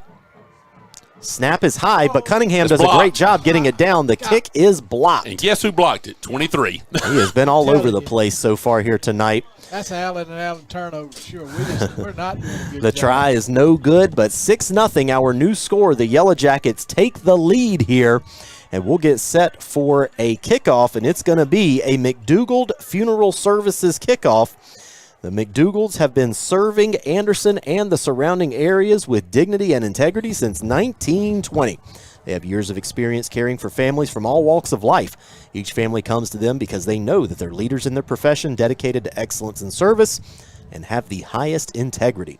Their dedicated staff are here to provide support, compassion, and information to help you through your journey of grief and the celebration of your loved one's life. No matter what the situation when it comes to honoring your loved one's cherished memory, there's nobody better to trust than McDougald Funeral Services. Visit their website at McDougaldFuneralHome.com or give them a call at 224-4343. And with that, the Yellow Jackets have eclipsed 100 yards rushing on the night. 14 carries for 104 yards as the Jackets take a 6-0 lead after the failed point-after-touchdown try. And so just want you to know, Matt, because I know you're listening, so he ran right through the Matt Harbin red zone, which is okay. I know you're okay with that, but he ran right through it. We didn't have a possession inside the red zone, but ran right through it on the way for that MKT touchdown. I just hope to get an extra point block, doesn't come back home. That's right. And y'all just getting muggy in here. It's not the guys Pete's on 81 Meat Locker tonight. It is muggy in here. Oh, listen, I've nearly went over and turned the thing up. Do what? Are we playing Sandstorm, Kevin? We're playing Sandstorm? Yeah, you don't hear that right now? I had no idea. How are we playing that? Oh, I do hear it now. So this kickoff is going to be booted deep. Going to be fielded from the 5-yard line. Not a whole lot of blocking thus far. A nice job by the Hanna coverage team as they're able to come up with the stop at the 17-yard line. That's where Byrnes will begin after Strickland comes up with the tackle there on special teams. I couldn't tell who made that tackle, Oh, but no, that's Riley Lewis. He's wearing 0. Oh, that's right. Oh, that's right. Riley Lewis is wearing 0. You are correct. That's all good. There you go, Cam. Kevin's the one who told us. I did tell you that, but we didn't pick up on it there right there, so I couldn't tell if it was 6 or 0 or 8. So 10 minutes to go here in the first half. Yellow Jackets with the 6-0 lead, but Byrnes with the football at their own 19-yard line. And this time will be a straight handoff to the tailback going right. Yellow Jacket defensive line came up with a stop initially, but the running back able to squirm away, pick up a few yards on the play. I think that was Dawkins on that carry, and they're going to spot it up at the 25-yard line. So it'll be a 6-yard gain on the play, brings up 2nd and 4. It was Cam Strong and Walker Kelly on the stop for the Jackets. So the Yellow Jackets trying to protect a 6-0 lead here on the opening night of action as your Yellow Jackets are taking on the Byrnes Rebels. Byrnes with their 3rd offensive possession of the game. Turn will be a straight give once again to the tailback Dawkins. Dawkins is going to be stacked up right at the line to gain. We'll see what the spot is from the officials. Going to be a little short, I believe. No, they're going to give him Are the they first really? down on the play. That's a heck of a spot right there. So it'll be 1st and 10 for the Rebels.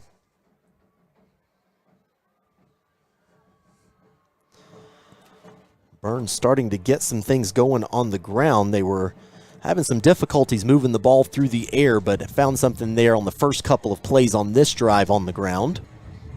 Jackets now drop a linebacker down to make it a 4-man front. And this time it's going to be a play-action boot.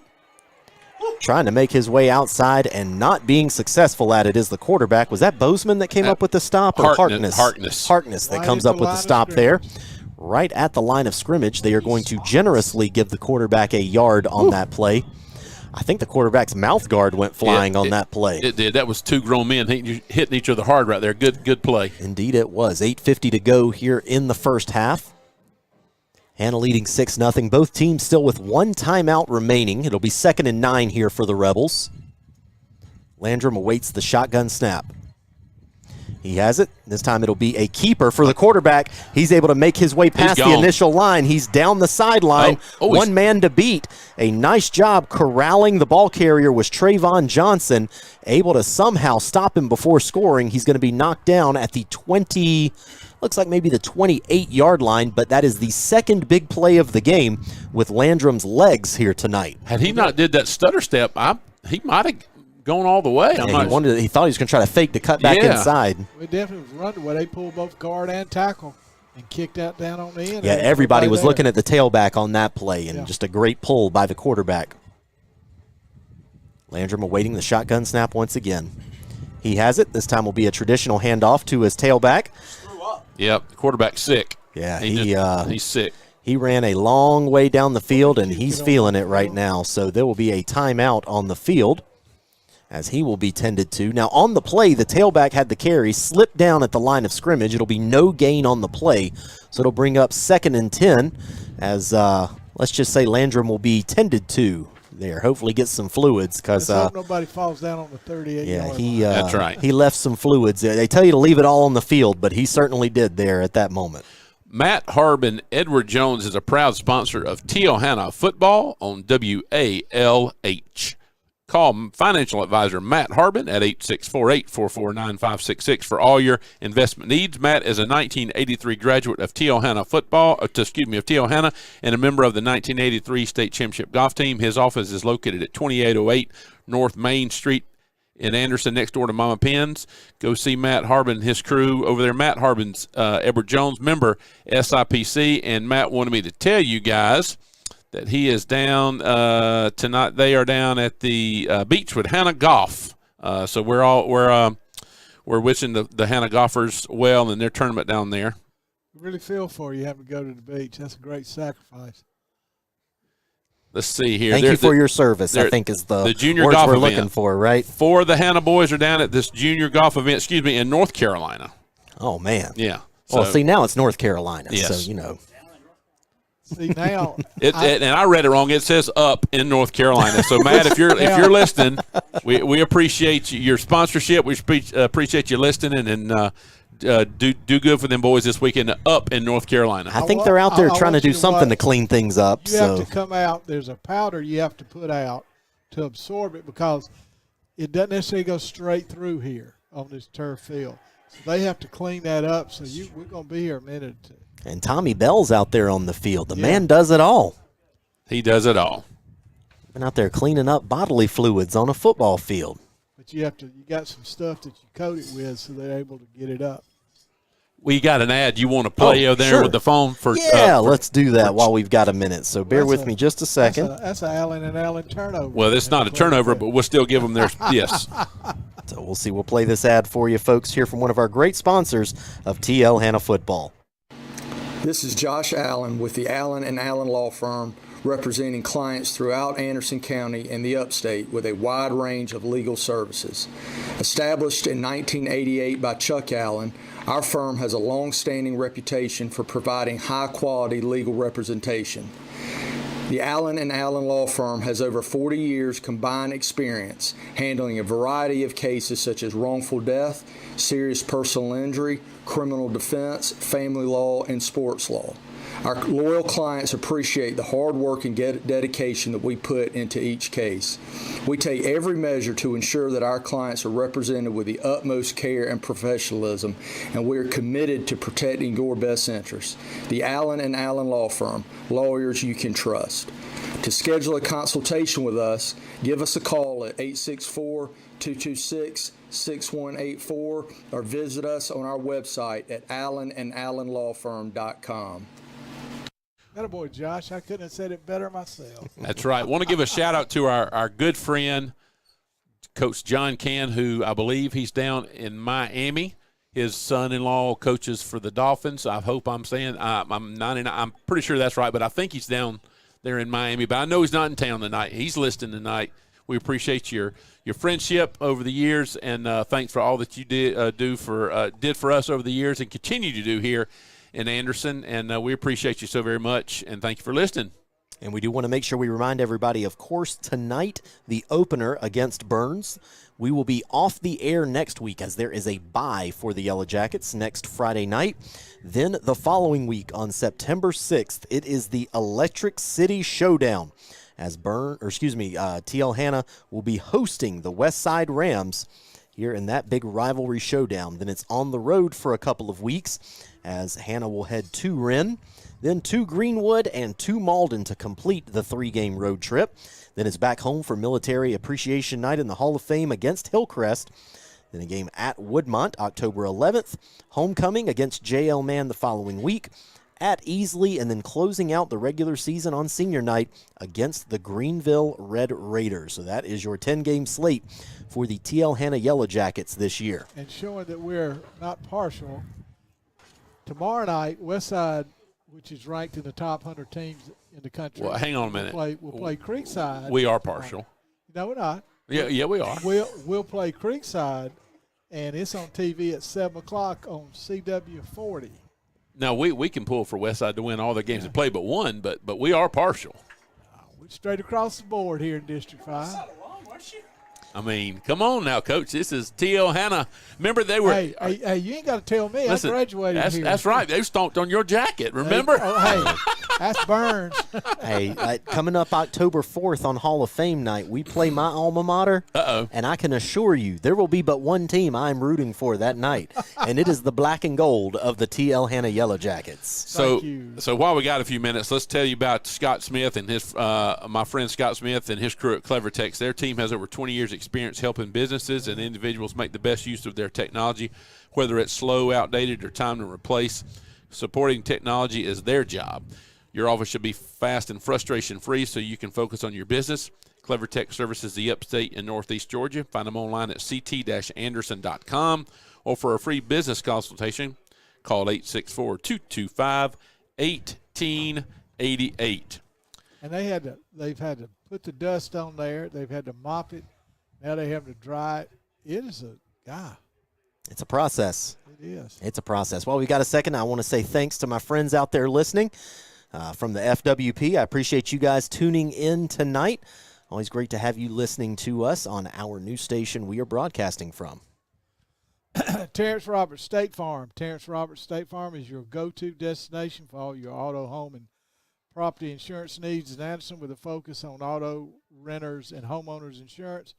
Terrence ensures your family has the protection it needs at an affordable price, with all the backing of a company that has been doing things right for nearly 100 years. Our goal is to make sure policyholders have peace of mind after every contact and interaction. So if you need someone to be there when things go wrong, to help make things go right, reach out to Terrence Roberts State Farm, 864-231-9312. Go online to terrenceroberts.net, the mayor of Anderson. And just so you know, for the game coming up in 2 weeks when Westside visits us here at TL Hanna, Terrence Roberts will be coming on sometime midway through the second quarter and will be our radio guest, as he always is, one of our sponsors, but he's also, like you said, the mayor of Anderson. We always love to have Mayor Roberts on here to tell us about all what's going on in the city of Anderson. And just to reset the action for you, they finally were able to get things cleaned up as the quarterback Zy Landrum had, let's just say, an upset stomach out on the field. Looks like it'll be Kane Rogers who makes his way out as the backup quarterback here. So to reset the action, Hanna leads 6-0 with 8:08 to go here in the first half. But Byrnes is threatening. They have the ball 2nd and 10 in Hanna territory at the 29-yard line. Rogers this time will shift the formation to the left. Is that a change in quarterback? Yep. It is. This time's going to be a zone read, but it's going to be a handoff to the tailback who goes absolutely nowhere. The Hanna defense is going to dare this young man to throw, and it's going to be Epps and Vance who come up with the stop there on that play. And a tackle for loss makes it 3rd and 12 here for the Rebels. So it's going to be 3rd and long. Interesting. Last time we saw Byrnes in this position, when they didn't pick up the first down, they actually took a delay of game penalty to punt from their own 30-yard line, and ended up being a great decision as they pinned Hanna back at their own 1-yard line. Rogers back to throw this time. It's going to be a halfback screen, well-timed as Hanna was bringing the blitz. The tailback is going to be close to first down yardage. I think he's going to have enough for it as he tumbles down inside the 20 to the 18-yard line. So I think it is going to be a first down. Boy, what a huge play there. A great play call out of Byrnes as they knew the pressure was coming from the backside. And it came, too. That boy did a good job getting the ball off. He did. Rogers did a nice job putting it on time to his tailback, who was able to pick up first down yardage. So 1st and 10 for the Rebels at the 18-yard line. Rogers this time is going to hand off to his tailback, tries to make his way to the right, cuts back inside. He's going to pick up good yardage on first down. He's going to be close to a first down. He's going to have it as there continues to be a pile that is pushing. He's going to go all at flag. There is a flag down on the play. It's got to be face mask, It goes though. into the end zone for a touchdown for Byrnes, I believe, is the call, but the referee is signaling to the sideline, holding his hands up. So we're going to wait for the call here on the field. The Byrnes players were holding their hand up like they didn't like the call, so we'll see if that's. I don't know if he's going to call it. I don't know if you have aiding the runner anymore. Yeah, I'm not sure. Tell you, rules get changed so often that sometimes it's hard to keep up with which levels have the different rules. So let's see. Either way, whatever the case may be, Coach Tone's not going to be happy with the face mask against the Yellow Jackets and offsetting. Some penalty against Byrnes. I couldn't really tell what the signal was, but either way, it is offsetting penalties. So we'll do the down all over again. 1st and 10 from the 18, and that's a big break for the Yellow Jackets. Yeah, it's a big-time break Yeah, they did a poor job on that play. The pile just kept moving. It had to go for 10 or 15 yards. Just kept on moving. We couldn't wrap him up. So now 6:35 and the clock rolls here in the first half. Had a long delay as they were cleaning up some fluids off the field. But back underway now, and Byrnes is threatening to try to tie this game, and if not, take the lead for the first time tonight as the Yellow Jackets lead 6-0 over the Rebels. So we approach 6 minutes to go here in the first half. They were unable to get the snap. Nope, they're going to take their final timeout of the first half. Coach Shaw not thrilled about it, but they're having to take their final timeout. And so we will take that timeout with them and let you hear from one of our great sponsors of TL Hanna Football.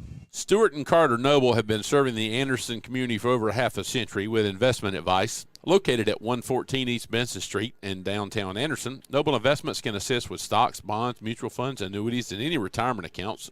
Stewart's boys high class of 61 and Carter Hanna class of 89 are proud T.O. Hanna alum and proud sponsors of T.O. Hanna Yellow Jacket football. Just like the Jackets strive for excellence on the field, Noble Investment strives for positive results in helping you plan for your financial independence. Call Noble Investments at 864-934-7470. Securities offered through Capital Securities Management, FINRA, SIPC. That's easy for you to say, Kevin. Yes, it is.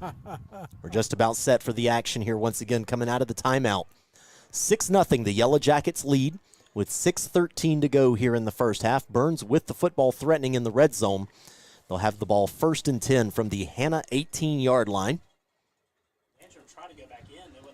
So they are keeping Rogers in there at the quarterback spot. I don't want him back in there. We can't wait here all night. This time it's going to be an illegal shift against the Rebels, so this play is going to be incomplete, I believe. Are they going to say there? Oh, they're going to say there was a catch there on the sideline, but it's going to be all for naught as this is going to be a 5-yard penalty against the Rebels. The receiver did not check with the linesman until too late, and he started moving back at the snap of the football, so that's going to be an illegal shift against the Rebels and back them up 5 yards. And the best block thrown all night long was by that head official, right, the referee there on that pass play as the quarterback was rolling out. You can tell this first game for both teams. Yeah, that's right. With all fairness. We'll give a shout out to my parents who are listening tonight. We appreciate you listening. Mom and Dad, Wayne and Diane Selman. The bringers of a legend into this world. There you go. And also Kevin. Yes. Attaboy, Cam. Cam's finally perking up down there. That's right. Twins near side, shotgun look. It's going to be Miller, still at quarterback. This time it's a zone read, and he's going to hand off to his tailback, who stiff arms, tries to get his way to the perimeter, but unable to do so. The Yellow Jackets swarm for a tackle for loss on the play. Back to the 26-yard line. That was Chandrika's Vance on that tackle for loss. Boy, I know there's a couple of downs still to go, but you go from a touchdown scored by Byrnes to now an opportunity to try to come up with a stop. You take away the stud running back for Byrnes, who would make a lot of those runs, and you take away Patterson, and this puts this game in a totally different. And you've got the starting quarterback, Landrum, who's now back into the game. Hopefully got some fluids that he needed, but it'll be trips look to the near side. They will flex a running back out. Landrum looks downfield. Oh, it's going to be picked off. intercepted. Intercepted on the play. It's an Allen turnover as the Yellow Jackets come up with the pick. It's Epps on the pick. Gray Epps. And he brings the ball out to the 16-yard line. The Yellow Jackets with a huge turnover, preserving their 6-point lead with 5:15 to go here in the first half. And there's a flag on the play. Now what they go? I believe this is going to be, both teams are sending their other units out on the field, so you got to think it is post-interception, whatever this flag is. Either way, it's going to be Yellow Jacket football. Yeah, it looks like it's going to be Yellow Jacket football either way. Want to give another shout out tonight to our dear friends Carrie and Eric Fleming who are listening tonight. I hope Ellie's listening. Ellie is a superstar. So they called a crackback block against the Yellow Jackets after the interception. So that will move the ball back to the 8-yard line, but it will be 1st and 10 for the Yellow Jackets. Just got word, Coach Smith, I know you won't know about this, that tomorrow is the first Hanna swim meet of the year, so we're pulling hard for Ellie Fleming and the Hanna Yellow Jacket swim team as they compete tomorrow. Go Jackets, go. If you've ever watched those people swim, they put a lot into it. Absolutely. So now we've got the ball 1st and 10 from the 8-yard line. The Yellow Jackets with a 6-0 lead. They'll come out in a tight wing tee. Bozeman comes in motion. He's going to get the handoff coming left. There you going. Breaks out into the open field. He is going to have first down yardage, but a flag comes in. In their elbows. They're throwing flags. Flag is going to be thrown in the area of holding, and I think this one is going to come back against the Jackets. Look who's coming out on the field, folks. That's number 9 trotting out there. That is number 9 trotting out there for the first time tonight. Now, he was dealing with an illness this week. Obviously, the illness is cleared, so it was just a matter of his conditioning at this point. He missed Monday and Tuesday's practice, I know. So it was a matter of conditioning if he was going to be all right to go tonight. So we will see him in the game for the first time tonight. He's wearing neon green gloves, so he'll be pretty easy to spot when he's out there on the field. Yeah, I kind of like the old days where everybody wore the same thing. Yeah. Well, if you think about it, part of the trickery of our offense is hiding that football, and so if you got them gloves on, spotted all the way back at the 4-yard line now. Holy go the moly. Yellow Jackets. And it will be a tight wing tee. Look, we mentioned Patterson at one of the wingback spots for the first time tonight. Bozeman will be at the other wingback spot. Cunningham under center. He sends Patterson in motion. It'll be Patterson with the carry coming around the right side of the offensive line. Not going to pick up much, maybe even lost a yard on the play. he's laying down. Yeah. Coach, I think we're ready for the play call. They are not checking our boy Cunningham. Let's just see what a naked boot looks like right now you saw for it him. on the far side. He could have gone over there and had lunch. So it's going to be 2nd and 16 coming up here. Patterson checks out. 24 checks back in for the Jackets. Needing to reach the 18-yard line for a first down. They split a receiver to the near side of the field. It's Henderson. When you don't have it, you don't have it. He looks flat. Bozeman this time is going to be the fake, but it's going to be a give to the fullback instead on the quick hitter. Not going to pick up much, just up to the 5-yard line, and it's going to bring up 3rd down and about 13 here. Yeah, 3rd and 13, I think it'll be once they spot it. That was Cole on that carry. Now they'll have Hatton split out here to the near side of the field. Byrnes with a much more conservative, almost 3-high look here. 3:20 to go with Hanna leading 6-0 here in this first half, but backed up towards their own end zone. And it's going to be a play-action pass. Cunningham rolling out. He's going to lob it towards an intended target. Incomplete. That was dangerous. Very as he was dangerous. nearly taken down for a safety on the play.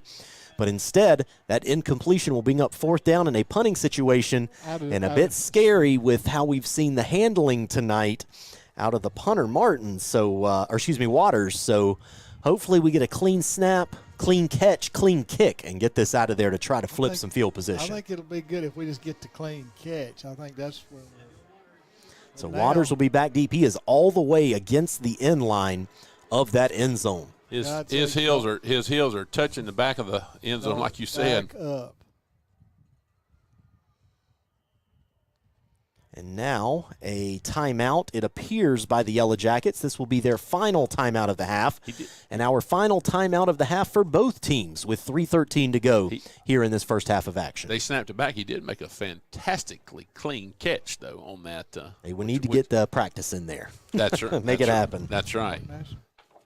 Park National is more than just a place to bank. Fred Tolley, Hanna class of 1984, and his team will give you the personal attention and direct access to a caring banker who respects and responds to your needs and goals. Locations in downtown Anderson, Powdersville, and Easley. Park National Bank, where you mean more. Price Driving School. Price Driving School started by Reverend Gene Price Jr. in the mid-'70s. It's been serving Anderson and upstate for 50 years. Tommy and his crew offer a one-stop training and testing program. The first one in the states to offer for your school driving needs. Price Driving School. And we're back to the action here as once again Waters backed up against his own end zone at the end line, waiting for this snap to try to punt it away here on 4th down. Snap is clean, kick is good. He's able to get it out of there. Oh, and good it's going to bounce. take a real TL Hanna bounce. It's going to be fielded by the return man for the Rebels. Nowhere to go. It's going to be taken down on the play. A flag comes in. I think it's going to be a face mask against the Yellow Jackets. A sloppy first half that really can be categorized by a yellow flag down on the field because we have seen that a bunch here tonight. It's going to move it almost to the 30. Yeah, the ball was fielded and returned to the 42-yard line of the Jackets. It'll go inside the 30 if it's 15 yards. Yeah, that 15-yarder is going to make its way to really put Byrnes in good field position to start their next drive. I hope we can just get this out of our system this time. And it is a personal foul against the Yellow Jackets. That will mark it off 15 yards, put the ball inside the 30-yard line. Wait for them to finish marking it off. It will be at the 29-yard line is where Byrnes will begin 1st and 10. Hanna leading 6-0 in what has been a defensive struggle, to say the least, thus far in this contest. But it's been a sloppy one. So now an empty look here for Landrum, the quarterback for the Rebels. As he's back to throw, unable to find anybody, thinks he wants to take off, but going to be swarmed under by the Yellow Jacket defenders. wait, he throws the ball backwards for some fumble. reason. That's got to be a fumble unless they say he was down in the grasp. Yeah, they're going to say he was down in the grasp of a Yellow Jacket defender. What in the world was that young man doing? Was Jaden Martin that had him wrapped up? I understand why he's the number 2 quarterback. Wow. That's the starter. That's the starter. That was Landrum, the starter. He's been back in the last 2 series. Yeah, but I saw him come back in, but I didn't know that. It's still a sack on the play. There's a loss of 5, so it's 2nd and 15, but that could have been significantly worse because he threw the ball straight backwards. This time, snap goes downfield, incomplete, but there is going to be a flag for a late hit here against the Yellow Jackets. This is going to go against Jalen Acker, I think. Was that 22 or 28? I think it's Oliver. Jamarion I think Oliver. it might be Oliver, yeah. So it's going to be a personal foul against the Yellow Jackets. Oliver don't look like he lost his It's going to face. be really close, but either way, the flag was thrown as he hit the quarterback right as he was releasing the football. It fell harmlessly incomplete, but this is going to be a penalty against the Yellow Jackets, and it will be enough for likely another first down for the Rebels, as it will be inside the 20 at the 18-yard line. Mistake City. 2 big personal foul penalties there against the Yellow Jackets, and another 30 yards in penalties. Rogers is now back in at the quarterback spot. I don't know if that's due to Landrum taking a hit on that play or just a couple of bad decisions he's made on the last 2 plays. But Rogers, the backup quarterback, is back in. Tight end's massive. He awaits the shotgun snap. He has it. It's a straight drop. Real. Looking left. Going to a drag route, but it's going to be incomplete as it was too far for his intended target, McDowell. Shark wheel. And that incompletion is going to bring up 2nd and 10. He had all kind of time to sit there and throw that football, too, and look for a receiver. Our friend Gary, who's sitting right down here in front of us and one of our sponsors from MKT, he came back here to the window and he said, could we sponsor the penalty tonight instead of the scores? It would have been a good night for it. 2.5 minutes to go here in the first half. Hanna still leading 6-0. Byrnes threatening in the red zone. This time's going to be a straight give to the tailback, trying the left side of the offensive line. Going to pick up a few yards out to the 15. That was Jamarion Oliver once again on the stop for the Jackets. So about a 3-yard gain on the play. It's going to bring up 3rd and 7. as the clock rolls inside of 2 minutes to go here in this first half. So I would think if the Rebels don't get this here, I would think they would attempt a field goal. Yeah, we've certainly seen a strong enough leg out of some of their special teams units, so we'll see if they trust the rest of the operation. Flex a back out of the backfield.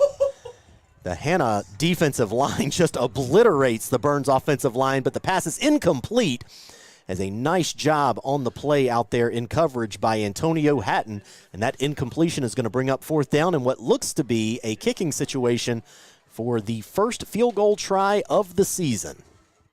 It was Jaden Martin who came in. He absolutely took one of the offensive linemen and put him back into the quarterback's lap on that play. And make note that the quarterback, number 13 for the Rebels, Rogers, is the holder. Number 80, and it's going to be another penalty against the Yellow Jackets as they try to get a jump start on this block. Knock down one of the offensive linemen. It's going to be a 5-yard penalty, and Byrnes is sending the offense back out there.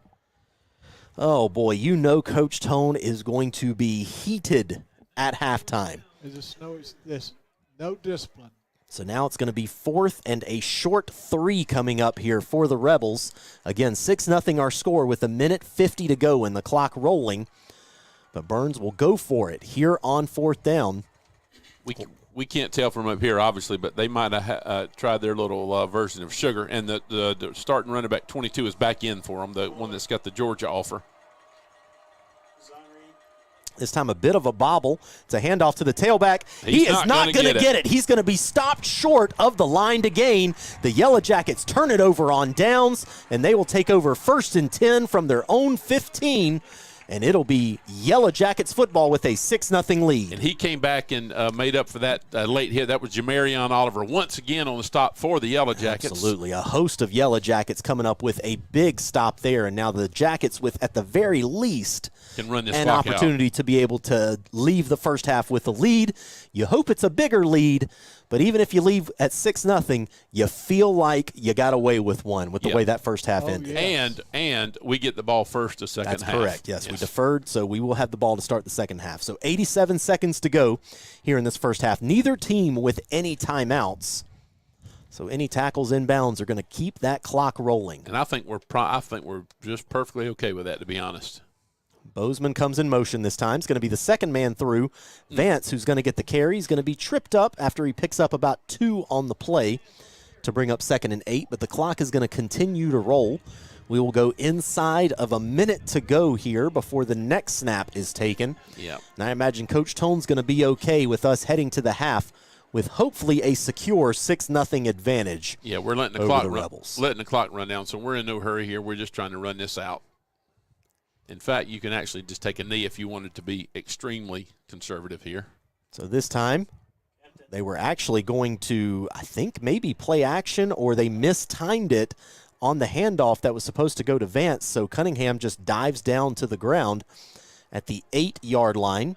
So another loss on the play, but it does bring up 3rd down.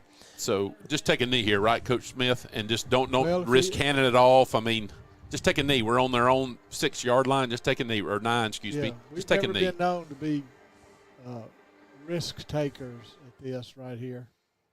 Yeah, it doesn't look like a kneel down, so we might just see like a fullback dive here. Just hold on to that football. And it is going to be the fullback hitter. Hang on to the football, please. Going to be rudely dropped down at the 14-yard line. And that will do it for our first half of action as the Yellow Jackets, in a defensive slugfest, end that first half with a 6-0 lead over the visiting Byrnes Rebels. So it was an exciting, somewhat, half of action filled with a lot of penalties, a lot of mistakes, but fortunately the Yellow Jackets with the lead. So what we will do here during halftime is we'll give you an opportunity to hear this week's Coaches Show, where Coach Dickie Smith had a chance to chat with Coach Tone and get his thoughts on this week's game. So we're going to replay that for you. Then we will also bring you some stats after that interview and get you set for a second half here between Byrnes and your Yellow Jackets. So again, our score at halftime, the Yellow Jackets leading 6-0 over the Byrnes Rebels. All right, here we are. It's that time of the year that everybody wants. It's football season. We're at Hanna High School with Coach Tone with the Jason Tone Show, getting ready to play Byrnes in the opening game of the season, the first of 2 at home in a row. Everybody's been waiting on it. The kids have been practicing. The coaches have been working. School's back in. You can kiss your summer goodbye. Coach Tone, tell us what you got. Well, we're playing Byrnes, which is a perennial power here in South Carolina. The last time we played them was in 2021, week 9, I believe. It was one time where like week 9 was a non-region game, and then we played Hillcrest for the region championship after it. But that's the last time we played them, which we had to come back right there at the end. They had scored and went for 2 and got it to go up by 1 with like 1:20 to go, and our kids drove down and scored right there at the end to win it. So you know, it's a small rivalry that we've started since we've been here, and our kids like playing them. It's always good competition. Coach Shaw does a good job, and they're going to field a really strong team. Well, you know, Byrnes, if I'm correct, and I feel that I am on this time, they're kind of the road warriors this year. They're redoing their stadium, so they're going to play everything on the road. But this being the first game, they can't be road weary right now. And Byrnes, their name speaks for themselves. But, you know, we just want to make sure we put them back on the bus going back to Greer, Spartanburg, wherever they call home, with a loss. So looking at, we know we lost 30-some-odd seniors last year. And if I'm correct, we have 32 seniors this year. And people ask me, how do you do that? I said, you have a very strong program. You have over 170 children, I think, in all classifications in your football program. But it's not all necessarily, I'll dial up and put somebody in to an extent. They've got to get experience, and I think that's what you're working on right now. But we could say, coming into this game, which if you were to win this game, it puts you at 70 wins, which is quite an accomplishment as a head coach. We got to get the experience. We have the bodies. It's just more or less making sure we're all on the same page. Is that fair? Yeah, we're an inexperienced Friday night team, so we're going to make mistakes early. It's our job to coach them up and limit those and continue to get better week to week. The product you see Friday night won't be the finished product. You know, we're looking to get better as the year goes on. So ultimately, we have to outplay Byrnes to win. But it won't be a perfect game. It's going to be hot. It's going to be the first game. There'll be some fatigue and things like that we're going to have to battle. But you know, the experience is what these kids need. They've worked extremely hard. They're talented. They're a fun group to coach. They listen. They're coachable. But there will be mistakes. You know, they lift hard. They work hard. They've worked hard since January. So I'm excited to see what they can do, and for me, it's more of a, like I said, an excitement to see what we look like. You know, it's the first of the year. You just never know. Last year, I had a pretty good idea because we had a lot of returning starters. I kind of figured what we could be, and this year it's new. It's like Christmas morning tomorrow. Well, per se. And you don't like to, this early, you can't really single somebody out because we ain't gotten on the field, but the Patterson boy is an outstanding running back.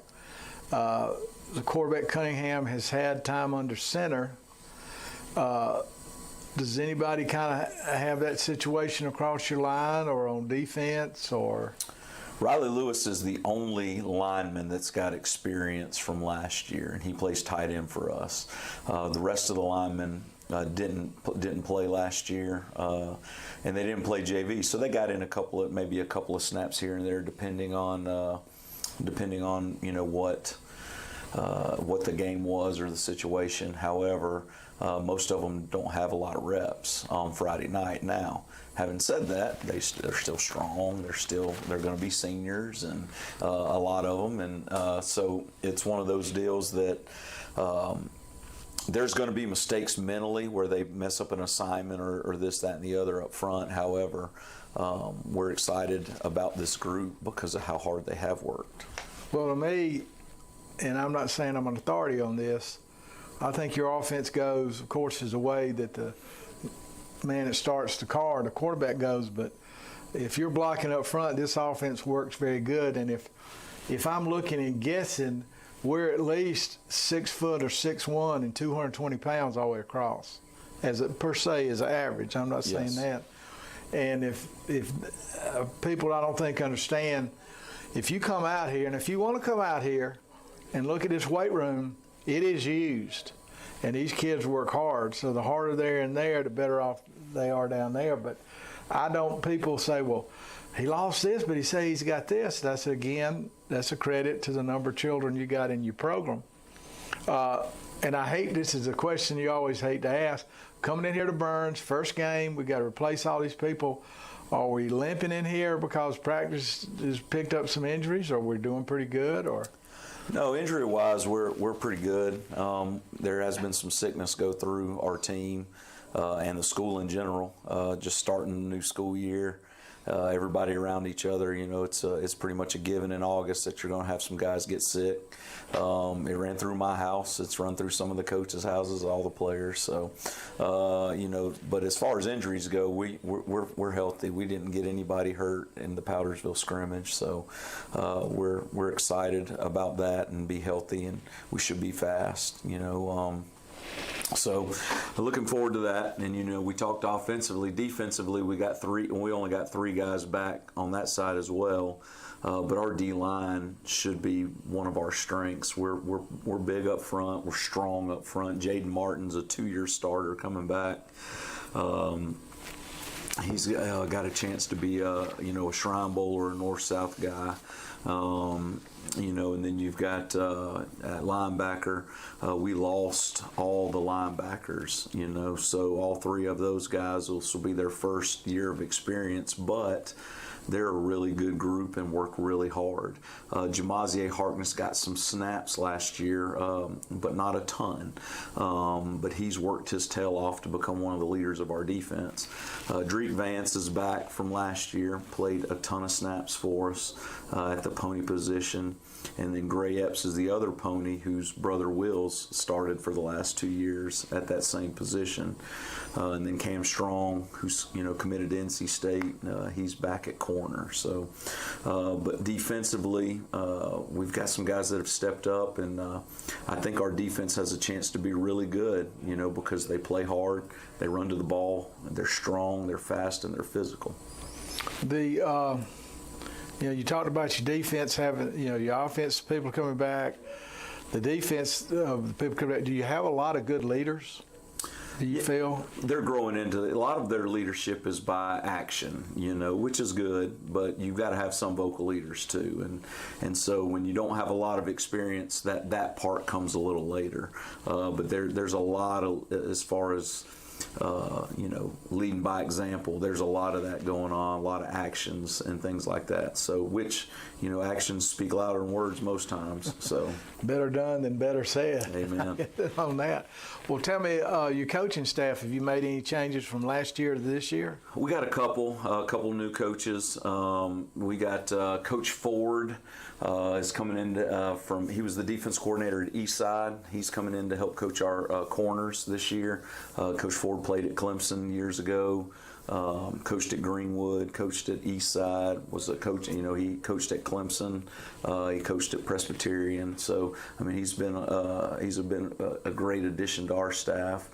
We also hired Coach Kirby, Tyler Kirby. He was offense coordinator and quarterbacks coach at Lawrence, and he's coaching our quarterbacks this year.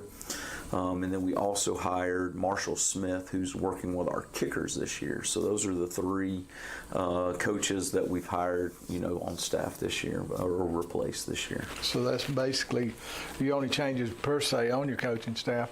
Well, people always wonder, but at this point right now, going into this, we can say we feel pretty good about Hanna football right now. Oh, yeah, there's always excitement about Hanna football. There's a tradition that these kids want to uphold. There's a lot of unanswered questions. We're not going to be perfect. However, we're going to continue to try and get 1% better each time we step on the field, whether it's practice or a game. I'm just curious. I've asked this question because some coaches do it and some don't.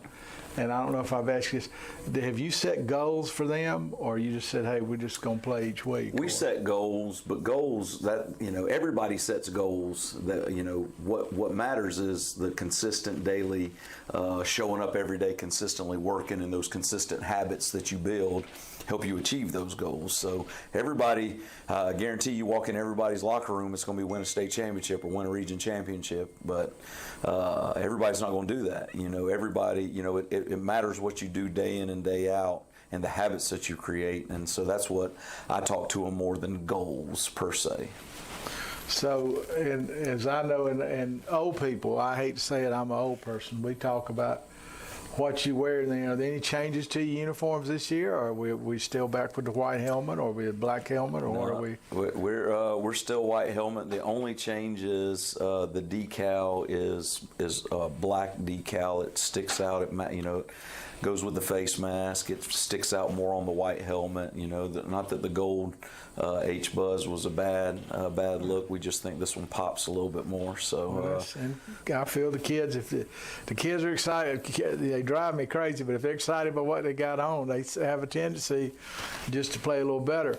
Well, an area we've been real strong in, I think you have for years, has been your kicking game, and I think we graduated. Was it Walker? Yeah, Walker Broom. Yeah. So how strong do you think you'll be there this year? I think we've got a chance to be as good, for sure. Definitely don't have the same, Walker kicked for us for 2 years, so we don't have the experience. But Sam Waters and David Gorzaga have done a great job. Coach Smith's been working them hard, and they're both pretty consistent, extra point wise. Sam's got a little bit stronger leg as far as kickoffs go, and then they're both working really hard punt wise.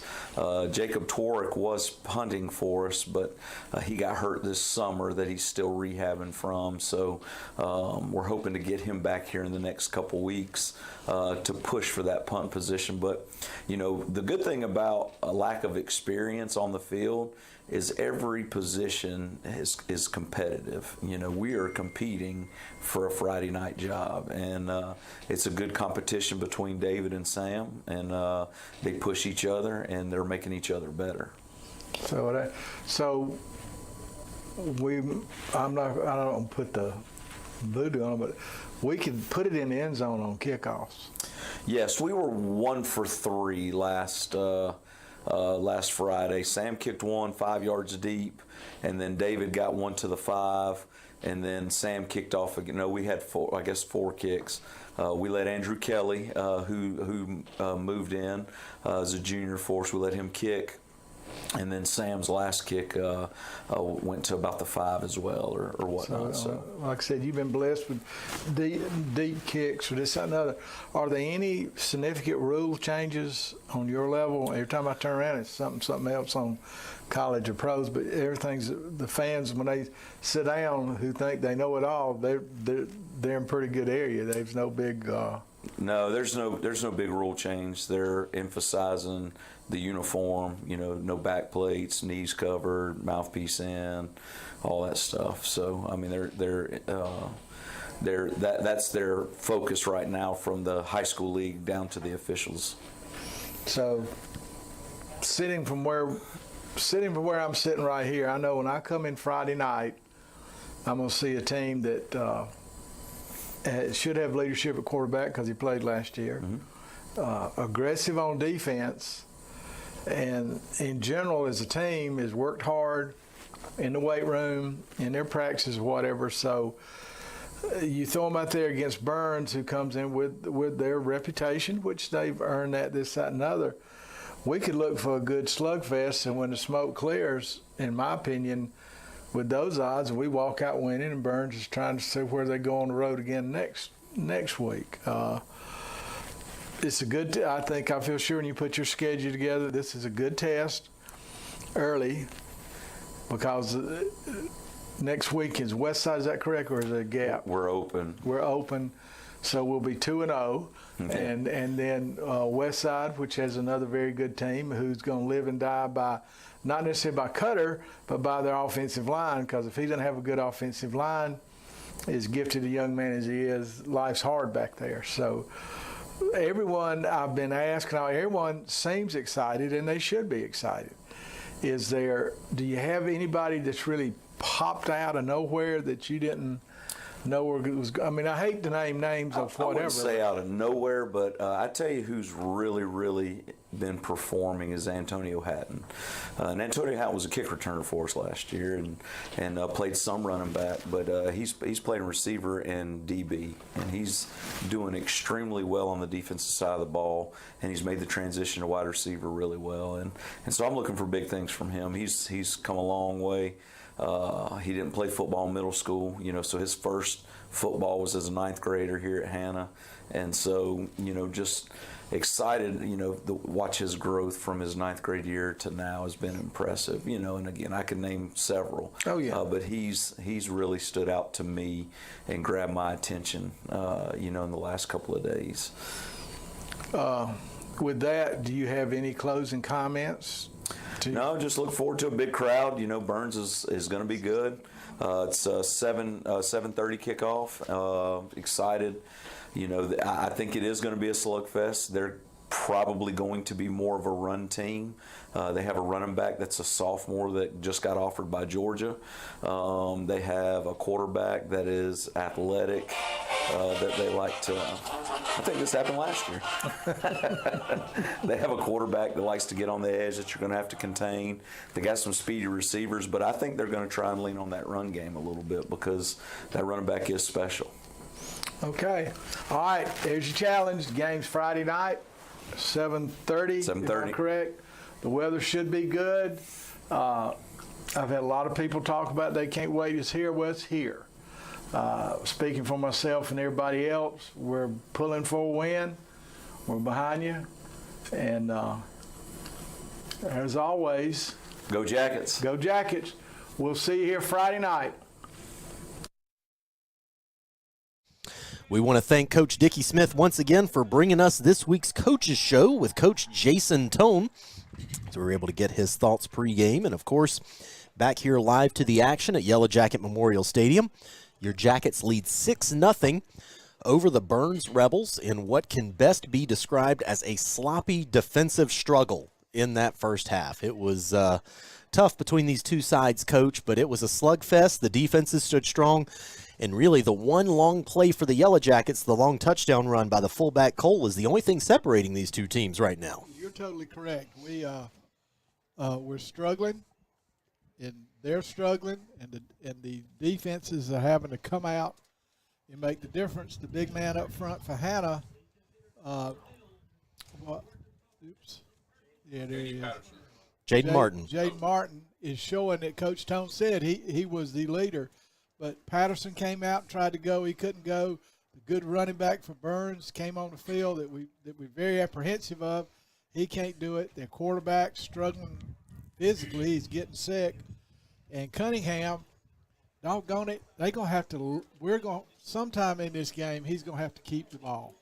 And when he does, they're just not checking him. But, Hanna, as you know, you've done it so many years, they lure you. They keep – Absolutely. But we have to establish the fullback. No doubt. And that was what led to the touchdown there in the first half. Well, we've got a second. Let's go to our buddy Cam Bailey, who is going to bring us statistics from the first half of action. Cam, take it away. Thank you, Chris. Only 2 pass attempts so far for Brandon Cunningham. Both have resulted in incompletions. Hanna as a team has 19 carries for 110 yards, which is a little bit over 5.5 yards per carry. Bozeman is the leading rusher in terms of yards, 3 carries for 58 yards and a touchdown that went for 55 yards. Brandon Cunningham, 3 carries, 15 yards. Nance is our leading rusher in terms of carries, 6 carries, 27 yards. Oliver, the fullback, has 3 carries for 8 yards as well. Defensively, the leading tackler is Walker Kelly, a sophomore, 3.5 tackles, 2 for a loss, 1 sack. Gray Epps has 1 tackle, 1 interception as well. That was in the red zone. Harkness with 1.5 tackles. Gavin Majan with 1 tackle, and Oliver with 2 tackles, 1 for a loss. Shadriquis Vance has 3 tackles and 1 for a loss as well. Total penalty yardage is not good. Teal Hanna 7 penalties for 53 yards. Byrnes 7 penalties for 46 yards. And that is all I've got for you so far, Christopher. A very sloppy first half. Indeed, it was a sloppy first half that we had there in the action. So we'll have a couple of minutes back on the clock. While we've got a second, Kevin, if you would, let the folks know about the great sponsors of TL Hanna Football. Of course, leading off with our title sponsor, Guy's Pizza on 81, who also is sponsoring the press box for us here tonight. So we appreciate all of our sponsors and all they do in helping to make sure TL Hanna Football goes on the air successfully. Guy's Pizza on 81, the official pizza of TL Hanna Football. Go see them on Highway 81 North, just past New Spring Church on the right. They're the home of the famous award-winning Bird Dog Pizza.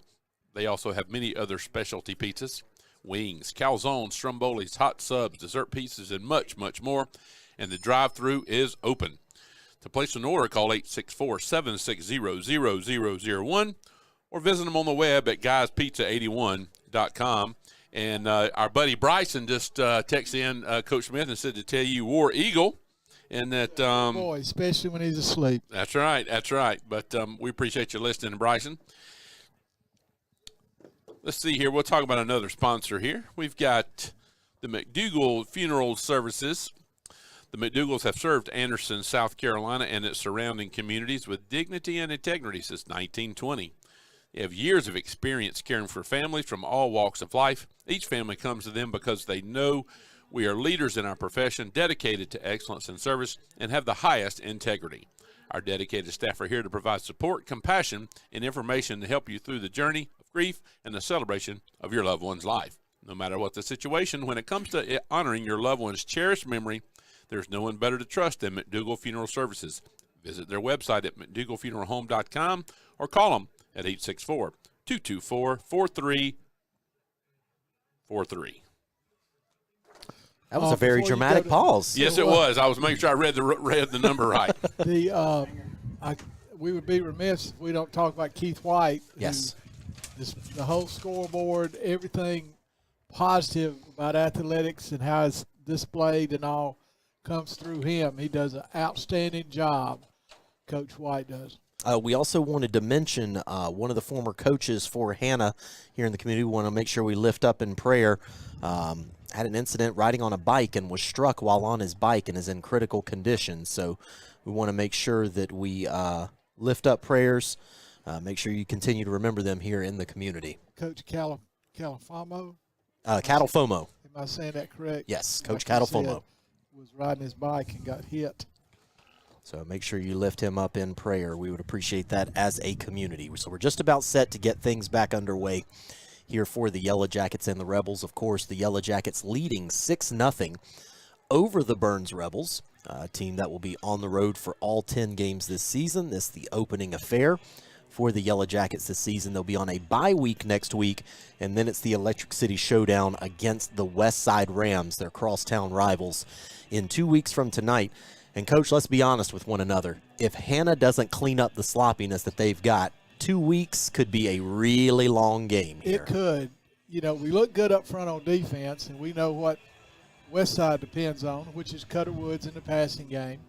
But we're not functioning. And, I mean, I understand first game jitters. Sure. We got 37 seniors that don't have a lot of playing time. Some of them are standing tall, but we're going to have to really, as you say, clean it up. And having a week off, which I didn't like at first, but after watching tonight, we need. And you know the old coaching adage, the biggest improvement is from week 1 to week 2, and now you add an additional bye week in there. Maybe that helps to ramp up that improvement because it's definitely needed after what that first half is. Now, of course, we still have 24 minutes of football left here in the second half to show a bit more sharpness as well. But with what we saw in that first half, even though they come out with the lead, it's going to take more than that for the aspirations that the Yellow Jackets have this season, which isn't just to beat Westside, which isn't just to beat Byrnes, but it's to be playing after Thanksgiving this year. That's right.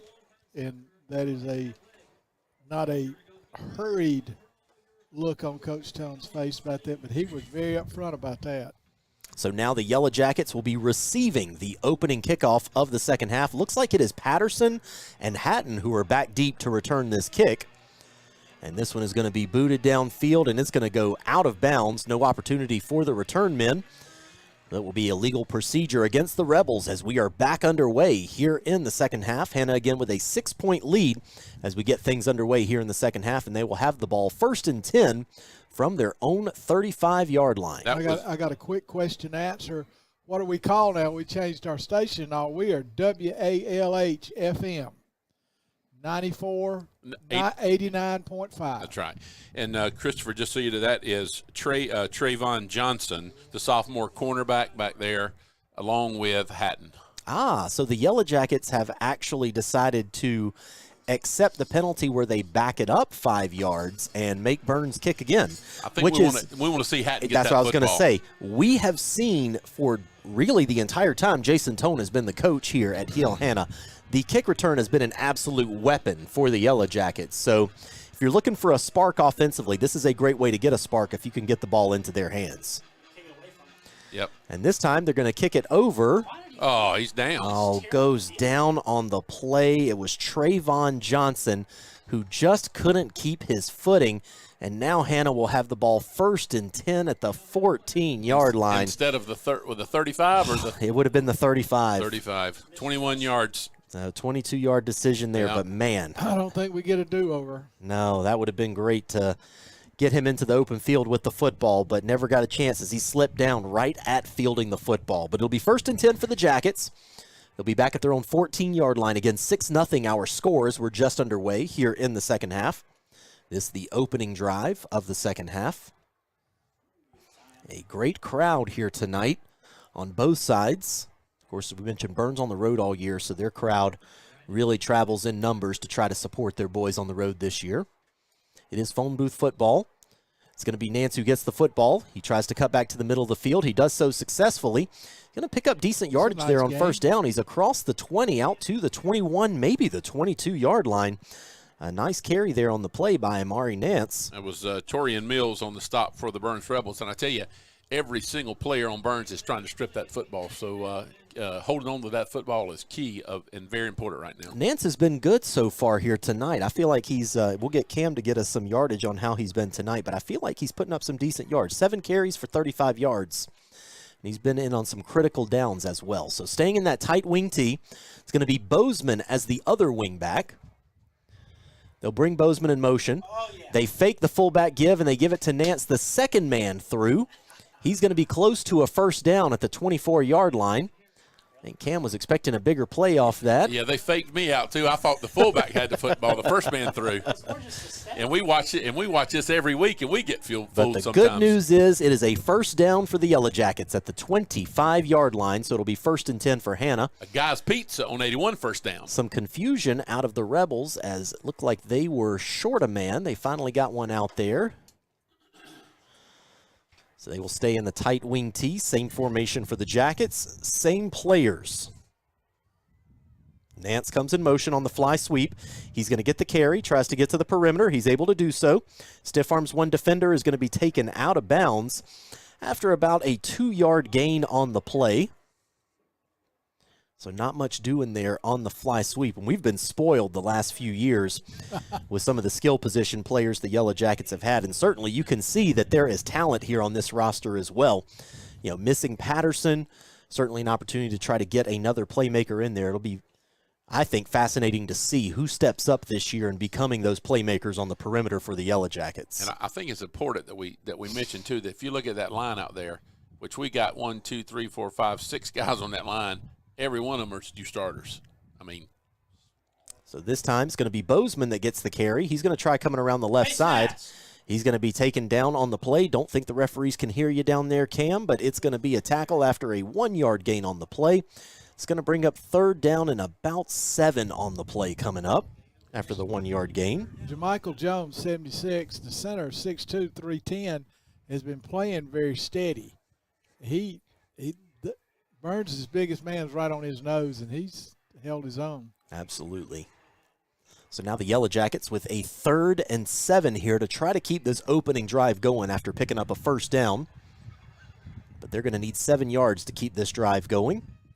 Nance comes in motion, but it's going to be the fullback Right give. up, right up. And the fullback is going to have first down yardage. The quick hitter out to the 39-yard line. Jamarion Oliver. He's going to make it 1st and 10 for the Jackets. And, boy, you were right on it, Coach, when you were talking at halftime. Trying to establish that fullback is so crucial because that's what opens up the perimeter when you start getting those quick hitters inside.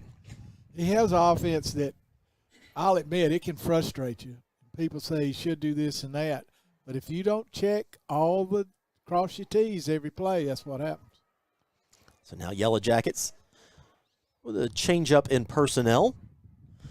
This time they're going to hit the fly sweep to Watson, who tries to get to the perimeter. He does, but there is a flag down on the play as Watson goes out of bounds at the 46-yard line, but we will see what the flag is here. I think it's key that we note that Jalen Watson is just one of 3 sophomores on the team, and he's playing tonight. And we mentioned a couple of plays ago, 21, Trayvon Johnson, another one of the sophomores on the team is playing. He was back to return kicks tonight. So yeah, and it is a hold against the Yellow Jackets, so that'll back things up. Now, you've heard us here on the broadcast tonight talk a couple of times about K.D. Patterson and what a loss that's been. And if you're new to listening to the broadcast, here's the kind of production that's missing from last year. 145 carries for 1,682 yards and 25 touchdowns.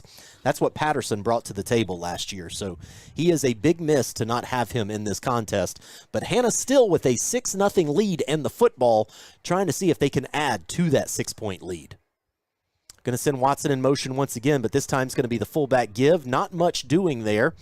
Only able to pick up about a yard on the play. It's going to bring up 2nd down and about 15 here for the Jackets. Coach, you want Patterson to hold on to that. You want Cunningham to hold that football and run with it, don't you? I do, because there's nobody here. I mean, he could have walked down there. Could he?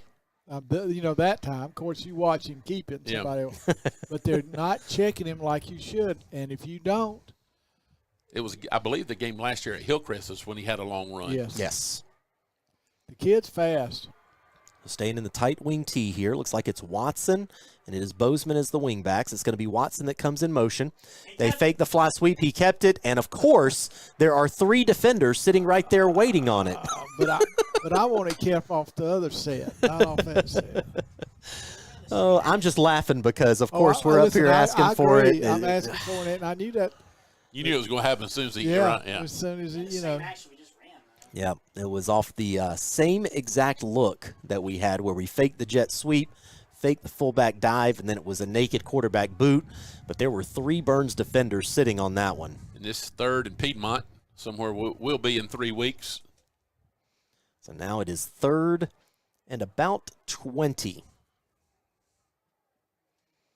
Yellow Jackets this time will be back to throw. Cunningham goes downfield for an intended target. It is too tall for Nance coming out of the backfield on a wheel route. So that incompletion is going to bring up 4th down in a punting situation for the Yellow Jackets. He was well covered there by Octavius Davis for the Rebels. It would have taken a perfect throw. Yeah. I don't know if we're tipping something when we do decide to pass. I can't. Well, to be fair, that was 3rd and 20. So. Well, true, but I mean, we don't pass. Yeah. Right. Which I'm not complaining. I'm just saying, God, they back here on the. Finally, he was able to get that punt away a bit more cleanly. This one is going to be a fair catch made in Byrnes territory at the 48-yard line. So it'll be 1st and 10 for the Rebels. Hanna still with a 6-0 lead with 6:48 to go here in this 3rd quarter. Financial investments are very important, but so are the investments of time, patience, and encouragement our young athletes receive from their coaches, teachers, and mentors. Matt Harbin, your local Anderson Edward Jones financial advisor, understands this. That's why Matt Harbin is a proud sponsor of Hanna Yellow Jacket football on WALH. For all your investment needs, call 864-844-9566 or visit edwardjones.com. Edward Jones member SIPC. And Byrnes with the football will try a run out of the shotgun, only able to pick up about 2 yards on the play. So be spotted right at midfield. I will note that it is Rogers who is now in at quarterback. They rotated a bit. They had a starter there with Zy Landrum, who had a couple of questionable decisions he got pulled for. They brought Rogers in. And now I think they're starting off the second half with them trying to see if they can get a spark offensively. But it's 2nd and 8 here for the Rebels from midfield. Rogers takes the shotgun snap. It's going to be a play-action fake. Ooh. Looking downfield, unable to find anybody because he is under some immediate pressure on the play. And that incompletion is going to bring up 3rd down and 8. And on that pressure coming in, it was Oliver. He looked like a heat-seeking missile as he was making his way in there. We have said his name over and over and over tonight. Big plays on offense, big plays on defense. And as Coach Smith likes to say, he was selling concessions at halftime. Yes, he was. I'm going to – man, guys, y'all are just going to have to tell me, is that 28 or 20? That's 20, but it took me a minute. Are you sure? Okay. Hey, you're my spotter. I'll take your word for it. Back flexes out. It's going to be an empty look here for the Rebels. Tossing over for his target is going to be complete to the big tight end for first down yardage at the 40-yard line. A nice pitch and catch there for Rogers as he finds his tight end. It'll be 1st and 10 for the Rebels, and I think that's only the second completed pass of the evening for both teams combined. Yes. We have 0. Byrnes had one on a screen pass prior to that play as their lone completion of the night. So now operating out of the shotgun, it will be a handoff to the tailback. Tailback gets chopped down at the line of scrimmage, surges forward for a yard. It'll be 2nd and 9 for the Rebels at the 40-yard line. 5.5 minutes to go here in this third quarter. Oliver comes up with the tackle. There is a Yellow Jacket player down on the field. It is. It looked like a single digit. 3. Vance. That is Vance, one of the safeties. He is sitting up. 5'11", 190-pound senior.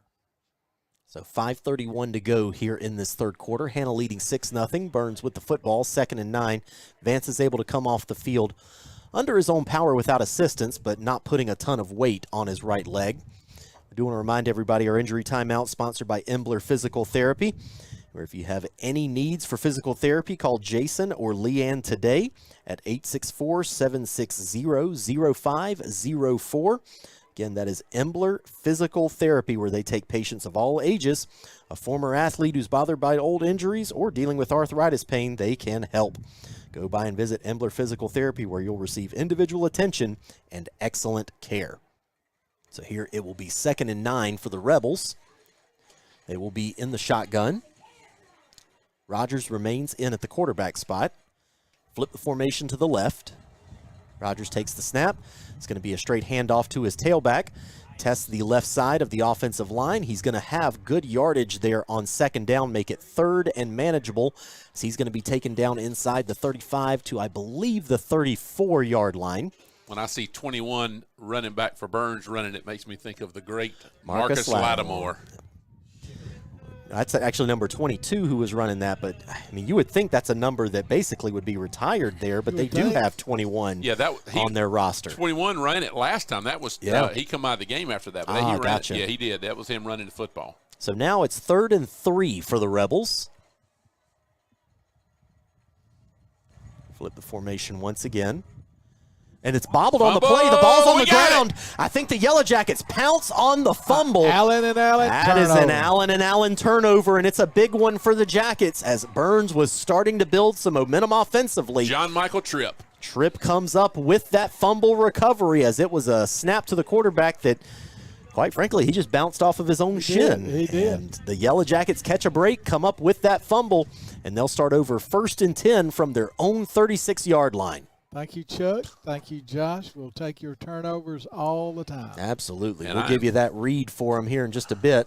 Our buddy Kevin is having a hard time over here with finding that Allen and Allen read, but it's in here somewhere. I promise. That turnover is brought to you by Allen and Allen. You can go to allenandallenlawfirm.com. I know that for sure. Or call them at 538-6739. So Yellow Jackets now with a single receiver flexed out to the near side of the field. It's a wing tee otherwise. This time Bozeman comes in motion. He's going to get the carry coming around the left side. Going to be spilled forward to the 40-yard line. Bozeman on the carry is going to pick up about 4 on the play. Keep this offense on schedule with 2nd and 6 upcoming.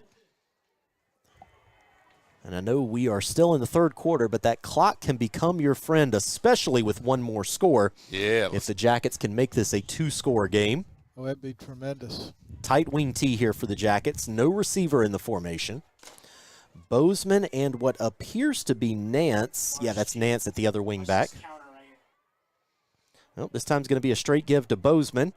Tries to be patient, but the offensive line just got pushed backwards. It's going to be a loss of 2, maybe a yard and a half on the play, and it's going to bring up 3rd and long once again, as it's going to be 3rd and 7 here for the Jackets. So, Coach, are we passing here 3rd and long? I would, but he's going to run it. I kind of like the fullback dive again. I do too. Give the eye candy of some of the orbit motion and hit that fullback dive. I'd like to see us throw it on 1st down one time and catch it, You got a good point. 3:20 to go here in this 3rd quarter. It's a guessing game. That's right. Between Tone and Shaw. That's what it's down for, what he's going to do. They send the back in motion, and it is going to be a play-action pass. Cunningham immediately rolls out, tries to get to the sideline, almost throws a pick. Intercepted. But there is a flag that is thrown. I think it's going to be a late hit on Cunningham. So I think this is going to be, it's going to be roughing the quarterback against the Rebels. And the Yellow Jackets are going to be bailed out by the laundry on this one. So it will be a 1st down for the Yellow Jackets after this penalty yardage is marked off. Want to give a big shout out to my friend Jason Moorhead, who's listening tonight, and also Dave Madden, who's listening. We appreciate your support. We're trying to get Coach Smith's headset. Is it still low? Yeah, we've got it turned all the way up. Yeah. I guess I'll start hollering Dave. There you go. Let's try and get this man on the air. That's the only reason the ladies are tuning in is to hear Coach Smith. So it's going to be a 15-yard penalty against the Rebels. It will put the ball in Byrnes territory at the 47-yard line, where it'll be 1st and 10 for Hanna. We had a big call on us earlier against the quarterback when we made a late hit, and it turned out to be productive series for Byrnes. They didn't get any points off of it. But 16 combined penalties so far in this game for 124 yards. If you remember last year, the Boulder Springs game, the first game was very similar. It was sloppy as well. Going to be the fullback give this time to Cole. He nearly got through that initial line, but he still picks up decent yardage on 1st down as he is out to the 44-yard line. So we'll call it about a 3-yard gain on the play. Brings up 2nd and 7 as the clock continues to roll. My boy Jones had a big part in that. He is doing a good job up front. Yeah, he's really eating up some blockers up there, which is exactly what you're looking for. We appreciate y'all listeners tonight. Our good friend Nick Malden sent us a text that he's listening tonight. Buddy Nick. Yep. So we appreciate all you listeners tonight. Bozeman this time on the orbit motion. They fake it, and this time they're going to give it to Vance, but there is going to be a flag down on the play. I think it's an illegal shift by the Jackets because it was thrown right at the snap. Vance was stopped right at the line of scrimmage, so I'll be fascinated to see if Coach Shaw decides to decline this penalty or back up the Yellow Jackets 5 yards. 3rd and 7 or 2nd and 12. You're never extremely sharp right out to shoot. But this might be the most I've seen us off in an opening game in a while. I would think they would take it since we're inside their territory. We'll see. It is an illegal formation against the Yellow Jackets. That'll back it up 5 yards to the 49-yard line. It will make it 2nd and 12 here for the Jackets. They lead 6-0, but it is a precarious lead to say the least. It is. Jackets will remain in their tight wing T look. They have been in this formation for probably 80% of the contest thus far. They have decided that phone booth football is going to be the way to victory here tonight. This time Bozeman comes in motion, but it's going to be a fullback give this time. And once again, there is a pre-snap flag, as it looks like the timing was off once again. And that puts us now to 18 penalties combined between these two teams with those last 2 penalties, and it makes it 2nd and 17 for the Jackets. I keep bragging on Jones, and that time he got whipped, and that's what messed up the play. The penalty didn't help. We didn't get the block we needed. So now Hatton checks in at the split-end spot to the near side. Do we throw to Hatton this time? Is that the question? Well, if they do, it's going to require Cunningham to roll out to his left. They try Sugar that time. Nobody bites, so then they look to the sideline for the play call. Cunningham barks out the play. 4 on the play clock. They send the back in motion. They are able to get the play off. It's going to be the fullback give, but the linebackers for Byrnes not fooled on the play. Only a yard gained on the play. It's going to bring up 3rd and 16.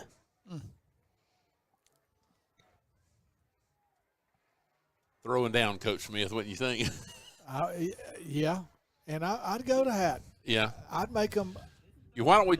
Maybe I'd like to see us try something short out in the flats to see if he can get loose rather than dropping back and throwing it deep down. I mean, I'm trying to be. I'm saying true. Yeah. That could be. I mean, it might not be there. Inside of a minute to go here in the third quarter. That to call this quarter sloppy would be an understatement. It is the sweep formation, but they instead are going to play action pass. Cunningham's back deep to throw. Pump fakes. Now he decides to go to the sideline. It's going to be incomplete. And that's going to bring up 4th down and a punting situation for the Jackets once again. And it is a struggle offensively right now for this Yellow Jacket offense. Yeah, that didn't look good from the get-go. So 4th down, the Yellow Jackets punting from their own 48-yard line. Waters is... He's done a good job tonight. Waters is back deep. When he secured the punt, he's done a really good job. So we'll wait. Snap is clean. Catch is much better. Kicks this one up. It is a high coverage kick that's going to be fielded back at the 30-yard line, and that's where Byrnes will begin 1st and 10.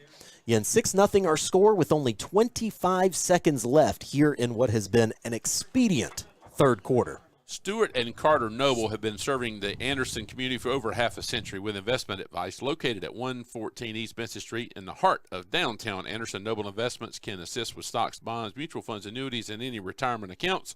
Stewart Boys High class of 61 and Carter class of 89. Proud T.L. Hanna alumna and proud sponsor of T.L. Hanna football. Call Noble Investments 864-934-7470. Securities offered through Capital Securities Finance. So Byrnes now operating. 2 receivers in the formation, and they have multiple tight ends in the set. It's going to be a play-action pass. Had an intended target downfield, but unable to pull the trigger was Rogers. Instead, he's going to scramble, pick up a handful of yards there on 1st down, pick up about 6 on the play. So making chicken something out of chicken, you know what, and it's going to be 2nd and 4 for the Rebels here. Boy, he had a post route open downfield, but he just couldn't pull the trigger on it. And that's going to be the end of the third quarter. So we are headed to the 4th with Hanna leading 6-0 over the Rebels in this defensive rock fight. As I turn around and take a look in the end zone, it's Ricky Bradshaw, who's vice chair of the school board. Tommy Price, the chairman. We appreciate him supporting us tonight.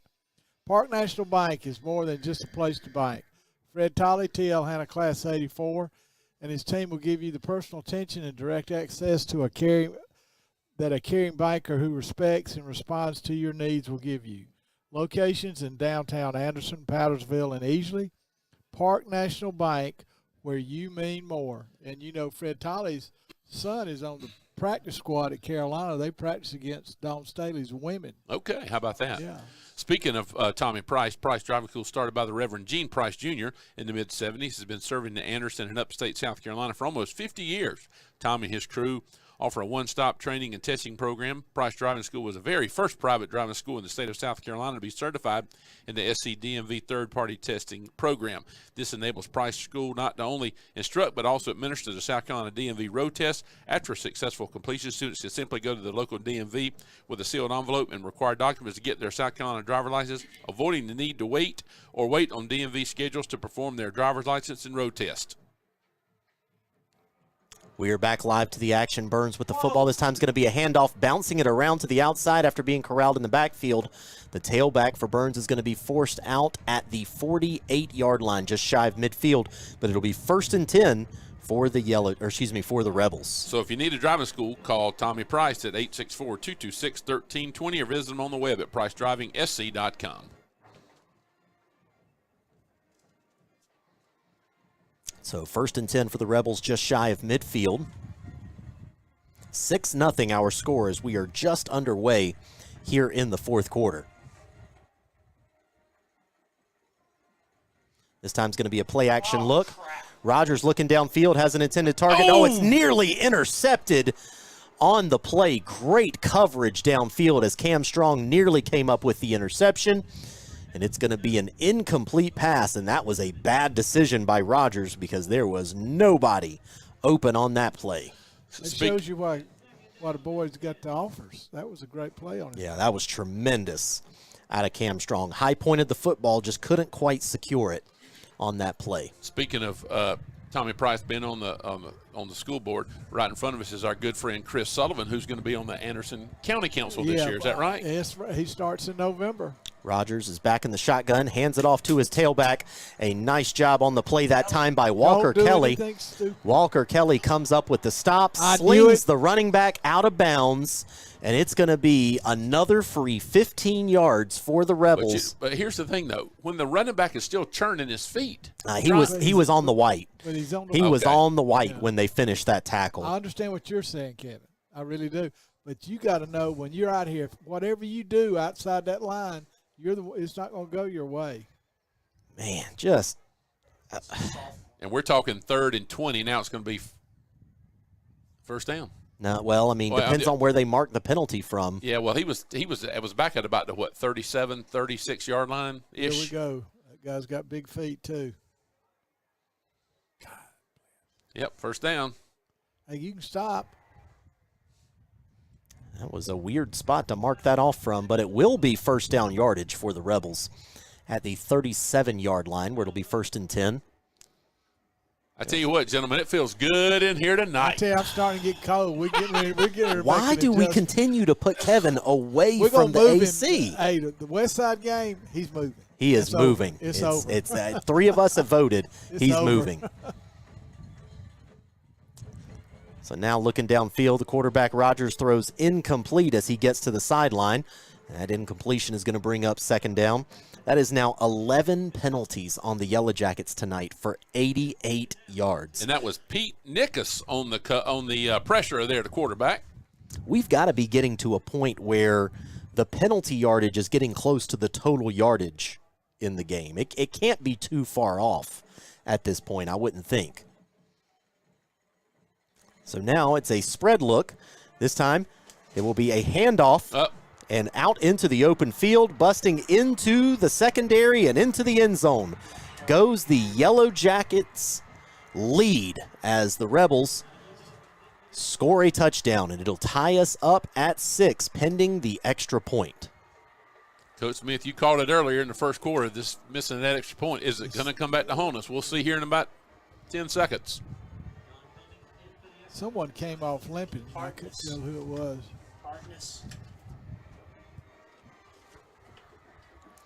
So now Byrnes will be in for the point after touchdown. Let's see if they'll roll it back to the snapper. That'd be great. It's something we could. Cummings is in for this PAT try. Need a break here. Snap is high. It's bobbled. How about that? Somebody somehow spun out. Are you kidding me? And throws for a 2-point conversion. How in the world that succeeded is beyond me, but it is a 2-point conversion as Byrnes bobbles the snap. It's Rogers, the quarterback, who was the holder, pops it up into the air to himself, rolls out to the left, throws it to the kicker, who scores the 2-point conversion. I think what his question is that if you're going to throw the ball, that should be an ineligible man downfield because there's a offensive lineman that had wandered downfield. But no flag on the play, and our new score is 8-6. Byrnes with the lead. Talking about making chicken salad out of chicken squat. Boy, they sure did there. Well, you're taught, if the guy's got to scramble, everybody go. But I think Tone had a legitimate question on being down. That Byrnes Rebel touchdown was brought to you by our friends at MKT Auto Sales. Go see Gary and David for all your automotive needs, located at 1709 East Greenville Street in Anderson, or online at mkts.com, or call them at 864-332-8924. That's Gary the Hokie and David the Dog. David the Dog. And make sure you stick around post-game. We are going to have the Sullivan King Mortuary post-game wrap-up show, where we'll bring you the statistics from tonight's contest, recap the action for you, and get you set for action 2 weeks from tonight. The Yellow Jackets will be back 2 weeks from tonight as they will take on the Crosstown Westside Rams. With no game next week with the bye, they'll be back at it in 2 weeks. But now Byrnes has it teed up, ready to kick it away. 8-6, our new score. Byrnes with the lead. This one is booted away, and it will be returnable here. And it's going to be fielded over at the left hash mark, trying to see if he can find a lane. Turn up field. Going to be across the 25 to about the 26-yard line goes Trayvon Johnson.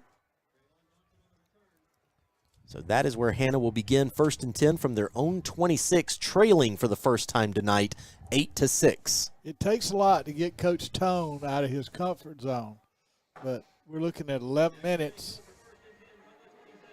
and I don't know what changes he's going to decide to go with. And really, I'm not saying he should. I'm just saying. Are you wanting him to throw it here on first down, or try throw it here on first down, Coach? If he feels it's there. But it's been a while since much of anything has worked so far here in this second half. So now it is going to be wing T with a single receiver. Bozeman flexes out in the formation. It's going to be the second man through. It's Nance. Nance is going to be close to first down yardage as he's going to be taken down right at the marker, and they will give him first down after a 10-yard gain on the play. Goes Nance, the second man through the hole. I kind of wish he was about a half yard short so we could get that second and short and maybe try to sling it downfield one time. And Mari Nance approaching 100 yards here in the contest. Outside of the big fullback run earlier in the game, he has been the most consistent player for the Yellow Jackets offensively. He comes in motion this time, but it'll be the fullback hitter this time. Picks up 2 to about 3 on the play. It's going to be spilled at the 41-yard line. I believe that was Oliver on the carry there. No, that was 35 on the play. You're right. That was Michael Williams on that carry. Thank you, Cam. So Williams at the fullback spot. It's going to be Nance and Bozeman at the wingback spots. It's crunch time, Coach Smith. What do you say? It's time to what? It's time to buckle up. So now we approach 10 minutes to go. Nance comes in motion. It's going to be a play-action pass. They lob the out route. All right. It's complete by He's Hatton. loose. He's loose. Go.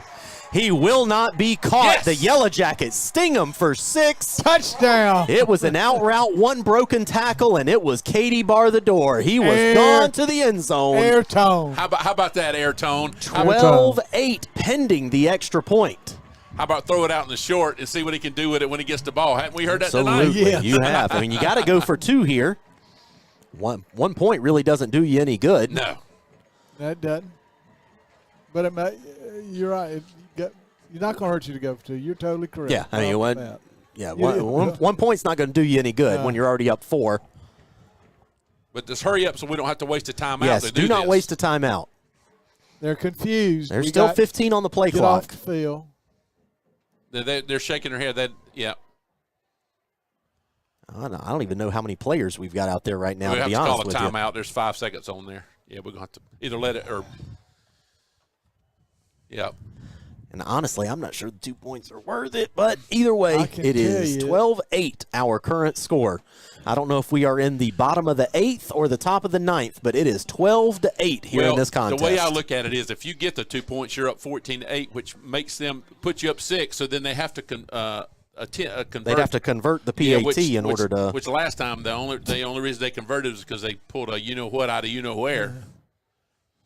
No, Kevin, tell us. What is a you-know-what? Get us thrown off there. The first part is the horseshoe. I'll let you figure I'll let you decide the other one. But hey, while we got a second, let's tell you that T.O. Hanna Yellow Jacket touchdown was brought to you by our friends at MKT Auto Sales. Go see Gary the Hokie and David the Dog, who's down here listening right now in front of us for all your automotive needs, located at 1709 East Greenwood Street in Anderson, or online at mkts.com, or you can call them at 864-332-8924. And we say it a lot, after tonight, they probably out of cars. Well, they probably got plenty of cars right now because we ain't done a lot of scoring tonight. Gary said you get 2 for 1 next week. So now the Yellow Jackets will be in their tight wing tee. No receivers in the formation. Looking to see if they can pound this football in. 12-8 our score, and this is the extra point try. The Yellow Jackets trying to extend back to a 6-point lead. That shuffle. They will shift the offensive line, so it is strong side to the left. They'll send Bozeman in motion, but it's going to be a play-action keep for Cunningham, who's going to try to get to the pylon. I don't think he got there.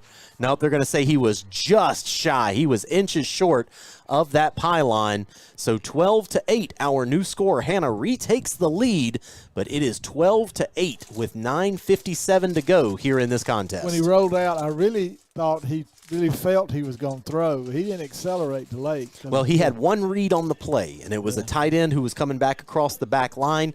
He was well covered, and once that one read was gone, it was try to get to that pylon.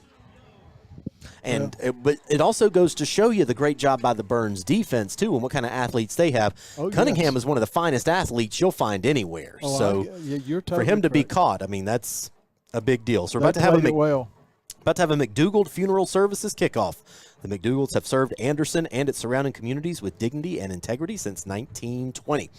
They are here to provide support, compassion, and information to help you through your journey of grief and the celebration of your loved one's life. Visit their website, McDougaldFuneralHome.com, or give them a call at 224-4343. So this McDougald Funeral Services kickoff will be taken by Sam Waters, who'll be booting this one away for the Yellow Jackets. Back deep to return for the Rebels. Looks like it is Dawkins, who had the long touchdown run earlier, and also Harris, who looks like he's back deep to return this kick as well for the Rebels. But Hanna with the 4-point lead with just under 10 minutes to go in this contest. There's that Sandstorm playing in the background again. That's y'all's favorite song, isn't it? I got great fond memories of hearing Sandstorm. So this one is going to be fielded back at the 9-yard line. Running into his own blocker goes the Byrnes return man, but he's going to be stacked up right at the 20-yard line. I think they're going to give him the 21, and that's where Byrnes will begin 1st and 10. Again, Hanna defensively trying to protect a 4-point lead here. That was number 16, Jalen Watson, and number 0 tonight, who is Riley Lewis. So now the Yellow Jacket defense trying to protect a 4-point lead here in the fourth quarter. You know, this would be a great time for an Allen and Allen turnover. Absolutely. So Rogers remains in at the quarterback spot. He's been leaning on the ground game. Really, here in this second half is how Byrnes has been able to get back into this one. And this time, he is going to hand it off once again. A nice jump cut by the tailback, able to elude backfield contact and able to pick up a handful of yards there on the play, close to 6 on the play with where he's spotted at. It's going to bring up 2nd and 4. That was Tripp and Gavin Megan on the stop for the Jackets there. Yeah, it was an athletic play by Rogers to hold on to it and to be able to get that handoff to his tailback. Rogers seemed to have taken over now. We hadn't seen Landry in a long time. We haven't seen him in the second half at all. This time, Rogers going to play action pass. Come on. Have Walker Kelly all over him. Lobs it downfield. Intercepted. Yes, it was. Yes, it is. We're waiting to see the signal. Allen. I called it. Turnover. It's an interception by the Yellow Jackets. It's an Allen and Allen turnover. Jamarion Oliver again. Oliver coming up with a fantastic interception. He's been all over the field tonight. He undercuts the tight end on the rollout. And it's going to be an Allen turnover, and what a huge one for the Yellow Jackets to come up with as they have a 4-point lead with 9:10 to go here in the fourth, and an opportunity to make this a 2-score game. And we'll play this ad for you that Josh recorded later, but just while you got a second, that Allen and Allen law turnover is brought to you by Allen and Allen Law Firm. To schedule a consultation with their lawyers, contact the firm online at allenandallenlawfirm.com or call them at 864-538-6739. So now the Yellow Jackets will come back out offensively. I see Hatton split out at a wingback spot this time. First time we've seen Hatton at wingback. He comes in motion. He's got it. He's going to get the fly sweep. He's going to try to get to the perimeter. He is going to successfully and be forced out of bounds right at the 20-yard line. They're going to give him the 21, so he'll be 2 yards, maybe 3 yards shy of a first down. He's going to start. He said he's going to take advantage of his speed this year. I want to see him more. Getting the ball as a running back. And one of the things that I liked best about that play, they'll bring Hatton out, is they ran it to the wide side of the field, try to give him as much room as possible, and he picks up 7 yards there on that play. 9:04 to go here in this contest. Bozeman and Nance at the wingback spots. It'll be Bozeman that comes in motion. So we moved. Yeah, that's going to be a false start by the Yellow Jackets. It is going to be a false start against the Jackets. Back it up 5 yards. That is, oh boy. Wrong direction. I am not, I'll put it this way. I do not envy these young men whenever they have film study this week because. Well, you know, those coaches have it broke down before they ever leave here tonight. So it'll start early. That is now 12 penalties for 93 yards for the Yellow Jackets. Byrnes not terribly far behind that number either. It's just been sloppy between these two. So now Jackets in the wing tee. It's going to be Nance that comes in motion, but it's going to be a fullback give. Oh, you go. Oh. And out into the open field inside the 10, able to pick up a first down on the play goes Kayvon Cole. He has been crucial on the ground from that fullback spot tonight. More of the home run hitter. He's got to be, I would think, up over maybe 60 yards tonight. There is a player down for the Rebels. I got a so it'll be a timeout on the field. I got an interesting text from home where my assistant coach for life, Linda Smith, said that she felt they should have gone for one. That would have been 13-8. And if they scored, if Byrnes scored 15-13, then Hanna could come kick a field goal. Well, they might, but the way the ball's been snapped back, I wouldn't depend on it. Well, listen, the other thing, if they're up 5 and Byrnes scores a touchdown, they're going to go for 2, not kick a PAT afterward to try to make it a 3-point lead. But either way, it's a long way to go in this contest. Oh, I agree with you 100%. And let me clear something up. That is not your assistant coach. She is the head coach. Well, she is the head coach. She's the head coach. Anybody knows us knows she's the head coach. And that was an Embler Physical Therapy timeout. Contact Jason or Leanne today at Embler Physical Therapy, 864-760-0504. So let's reset the action for you. Hanna leading 12-8 over the Byrnes Rebels with 8:56 to go here in the contest. Hanna will have the ball first and goal from inside the 10. The ball will be spotted at the 8-yard line. So Hanna 8 yards from pay dirt and taking a 2-score lead. The biggest lead of the night thus far was Hanna earlier with a 6-0 lead. So, of course, going up 2 scores could be massive in trying to seal this victory for the Yellow Jackets. I think the way it's been going, it couldn't lock it down, but it'd make it very difficult for a Byrnes team that has not dominated anything, just like Hanna hadn't dominated anything. Well, we'll tell you, the Byrnes Rebels defender, Vontae Young, is off the field under his own power, so that's good to see. Good. You know, Coach Smith, you started off the broadcast tonight by saying Byrnes strutted out onto your Yellow Jacket. And jumped all over the Yellow Jacket, which that's Bozeman and Nance at the wingback. Cole is the fullback. Cole is going to get the carry. Cole is up the middle. He's going to be close to the end zone. They're going to spot him just shy of the goal line. So it'll be 2nd and goal from inside the 1-yard line. And that gives Hanna an opportunity to work another 25 seconds off this clock here before they hopefully punch it into the end zone. I watch some of these hand signals on the side. They're a little bit comical.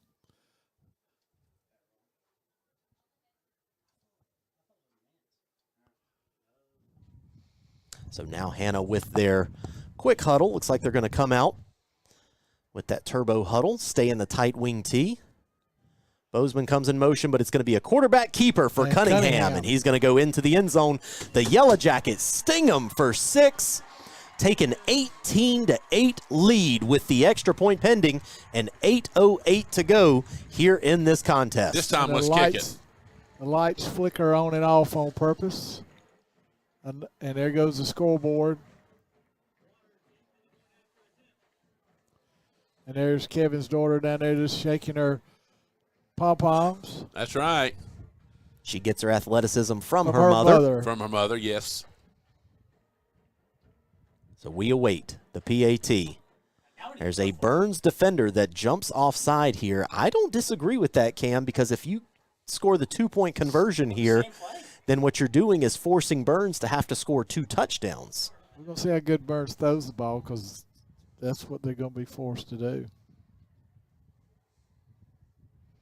So we'll wait. Penalty declined. We're just going to keep everything here, I think. Note that Cunningham is the holder. How is that against the Jackets when Hey, we saw I'm the telling Byrnes you. defender jump in the neutral zone? But it's going to be against the Jackets. Back it up 5 yards. will try it again for the point after touchdown. I think the refs are having first game jitters.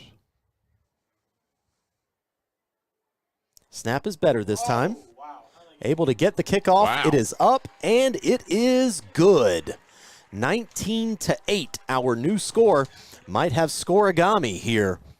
Scoregami. That TL Hanna Yellow Jacket touchdown was brought to you by our friends at MKT Auto Sales. Go see Gary the Hokie and David the Dog for all your automotive needs. Located at 1709 East Greenville Street in Anderson, or online at mkts.com, or call them at 864-332-8924. And listen, we hadn't sold many cars tonight because it had a lot of scores, but I tell you what, lately we've been selling some cars for Gary tonight. Oh, yeah. Let's sell some more. As So long as it's on the Hanna side. Indeed. So now it's about to be a McDougald Funeral Services kickoff. No matter what the situation when it comes to honoring your loved one's cherished memory, there is nobody better to trust than McDougald Funeral Services. Visit their website at mcdougalfuneralhome.com or give them a call at 864-224-4343. 8:08 to go here in this contest. The Yellow Jackets ready to kick this one away with the McDougald Funeral Services kickoff as they lead by 11 here on the opening night of the 2024 season. Waters has the ball teed up, ready to swing his right leg at it. Approaches the football, kicks it away. A low line drive kick that is going to go out of bounds. It hit the chain crew guy in the air. I mean, that was, yeah. We have been spoiled. Listen, I'm going to tell you guys the truth. For those of you that are listening, and I think I have some of my friends listening, so they know what I'm about to say is the absolute truth. That was my dead pull shank off the tee at number 6 at Lakeview. I can tell you, that was a dead pull shank that I've hit off the heel of my club many a time and lost a ball in the woods.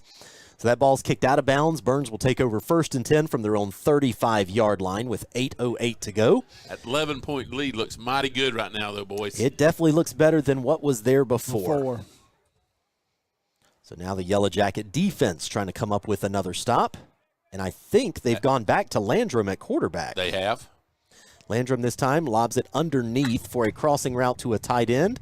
Not going to pick up much on that play thanks to Oliver, who comes up with another tackle there. Only a yard gained on the play, brings up 2nd and 9. I tell you what, if we have to say Oliver's name one more time tonight, he might need to buy a radio ad. He has been all over the place tonight for the Yellow Jackets, no doubt about it. That's now 5 tackles on the night, including a tackle for loss and a huge interception just one drive ago. And not only, he's also carried the football several times tonight. Landrum back to throw this time. Now he's going to pull it down, take off. Ooh. He's going to pick up close to 1st down yardage. He's going to have it. I think they're going to mark him right at the line to gain, give him the 1st down. So it was Landrum with the keeper. He's going to be tackled at the 45-yard line where it'll be 1st and 10. 7:15 to go, and the clock continuing to roll for the Jackets to try to see triple zeros on the clock and come away with a victory as they lead by 11 points here in the 4th quarter. This time's going to be a give to the tailback who is able to get to the perimeter. After some nice blocking, he's going to pick up about 6 yards on the play, maybe 7. They're going to spot him just inside Hanna territory at the 48-yard line. Exactly 7 minutes to go here in this contest. I need Hanna to come up with a stop to try to make this a sweat-free conclusion to this contest. Well, for all of our listeners out there, I know that you're wanting to know this, but the Diamondbacks defeated my Red Sox tonight 12-2. Oh, that's tough. I know it is tough. Tough scenes. Speaking of that, we don't have any other scores from games tonight. We haven't. You're right. This time a straight drop for Landrum. He's going to lob it downfield for an intended target. Cam Strong is there once again. The only one to get a hand on the football. Would have been a fantastic interception. Couldn't come up with it, but it's incomplete. And it's going to bring up 3rd down and about 3 here for the Rebels. And I'm going to tell you, we've been spoiled over the years because a lot of times we really would have plenty of time to talk about other scores because our games have not really been close. Yeah. But tonight we've just been so entrenched in our game that we hadn't thought about or had time to look at other games. But I believe Coach Smith's got some pulled up after this play. We're going to have a chance to get them right now. I think there's a timeout on the field. Yep. Seneca's leading Powdersville 29-28 in the 4th. Come on, Patriots. Rock Hill is losing to River Bluff in the third, 38-27. Let's find some more around here. Crescent is behind Saluda 20-zip. Coach Tone, I believe, just somebody got a personal foul or something. They just threw a flag on that. Yeah, there was a flag right before the snap, and it's definitely right here at the sideline. Well, Tone's had enough of this guy. I tell you, he's been on him all night. Yeah, what was that Crescent score there? The Crescent's getting beat by 20-0 by Saluda in the fourth quarter. So we are just awaiting. Now the head official is over chatting with Reggie Shaw on the other hash mark. Coach Tone looking for an explanation on the other hash mark. They're pointing at Hanna's pointing at Byrnes. Well, with the way they're talking to Coach Shaw, it just indicates to me that it's going to be against the Jackets, but I could definitely be wrong here. The flag definitely was thrown right here on the Hanna sideline. Yes, Coach Tone was a good 5 yards out on the field. And I'm not saying it's on Coach Tone, but he may have been pointing something out to the officials. So I don't know. We'll know here in a minute, maybe, as they're huddling up, talking about what's going on here. So now Coach Tone getting an explanation here on the sideline. Coach it's going to be on Byrnes. They're back, or they point. Yep, it's on Byrnes. It is against Byrnes. Coach Shaw is out at the numbers. Dead ball. Well, he stopped mid-motion. He didn't actually give us a Wait signal a minute. for what. Now they're going the other direction. Okay, so we need the Benny Hill. We need Mower and Larry because Curly's out there with the flag. So the ball has been spotted at the 38-yard line of the Yellow Jackets. So Byrnes will have the ball 1st and 10 from that spot. We're still not sure what the actual call was. As the officials are huddling up, we still didn't get an indication as to what the call itself actually was. The players are lined up the players don't and doing motion. They're not going to run the play. I'm so confused right now. So the players were right, making motion like they were about to snap the ball. Okay, it's a dead ball penalty, delay of game against Byrnes, then an unsportsmanlike conduct against Hanna. So they mark off the 5, and then the 15 is the explanation that they gave. That's exactly what they did. That's pretty good. I thought you was reading lips. So it is now 1st and 10. I was reading lips through the binoculars. 1st and 10 for the Rebels at the 38-yard line. 6:53 left here in this contest. It's going to be a straight drop for Landrum. So a blitz here by the Jackets, but it's going to be a screen pass. Oh, he tackled his own man. Yeah, he did. Hatton was able to trip him up, and then it was finished off by his offensive lineman who's able to stop him on the play for no gain. That was Justice Meredith, number 73, the junior offensive lineman for Byrnes, on the tackle. So no gain on the play, and fortunately for the Yellow Jackets, the clock continues to roll inside of 6.5 minutes to go. No real urgency out of the Byrnes offense thus far. Single receiver to either side of the field. Landrum awaiting the shotgun snap. He has it. He's back to throw. Oh, no. Now he's going to take off, head downfield. He's going to have close to first down yardage. I think he's going to pick up the first down on the second effort. He is inside the 30 to the 28-yard line, where it'll be 1st and 10 for the Rebels. That was number 2, Gray Epps, finally able to bring him down. I tell you, Landrum has just been he's been a handful with his legs. He's scooting all over the field tonight. Don't have an answer for that.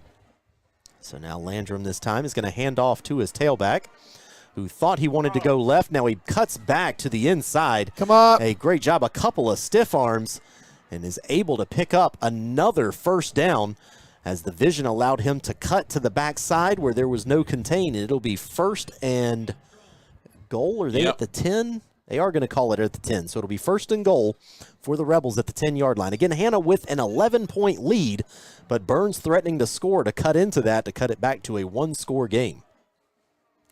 I'd be okay with another turnover here. I know Chuck and Josh would be as well. Landrum in the shotgun this time. It's going to be a zone read keeper for him. Not going to pick up much that time. He's going to be dropped after a 1.5, maybe 2-yard gain on the play. Nice stop there by Chandrikas Vance. Yeah, Vance came up with a big stop there. It's a big hit, too.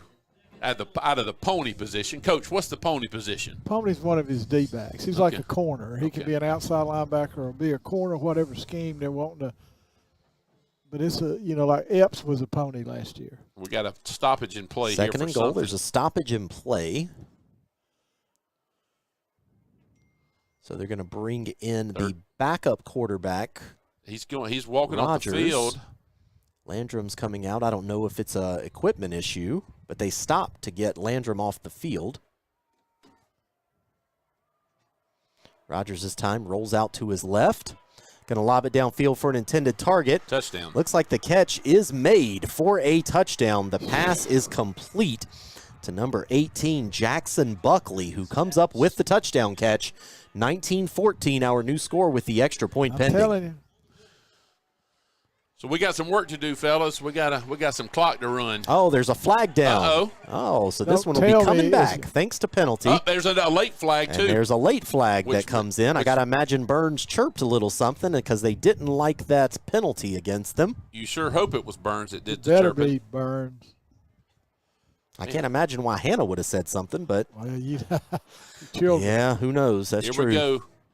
All right. Ren's beat So Palmetto. ineligible downfield, so that'll be a 5-yard penalty Yep. against Byrnes. Dead ball. And after the play, dead ball, unsportsmanlike conduct you. against Byrnes. So both of them. Mark off 5 and then 15 more, and that will be 20 yards further back from where we are. How'd that And it will be second and goal from the 28-yard line. how'd that score come out between two Anderson teams tonight? Ren 35, Palmetto 0 in the fourth.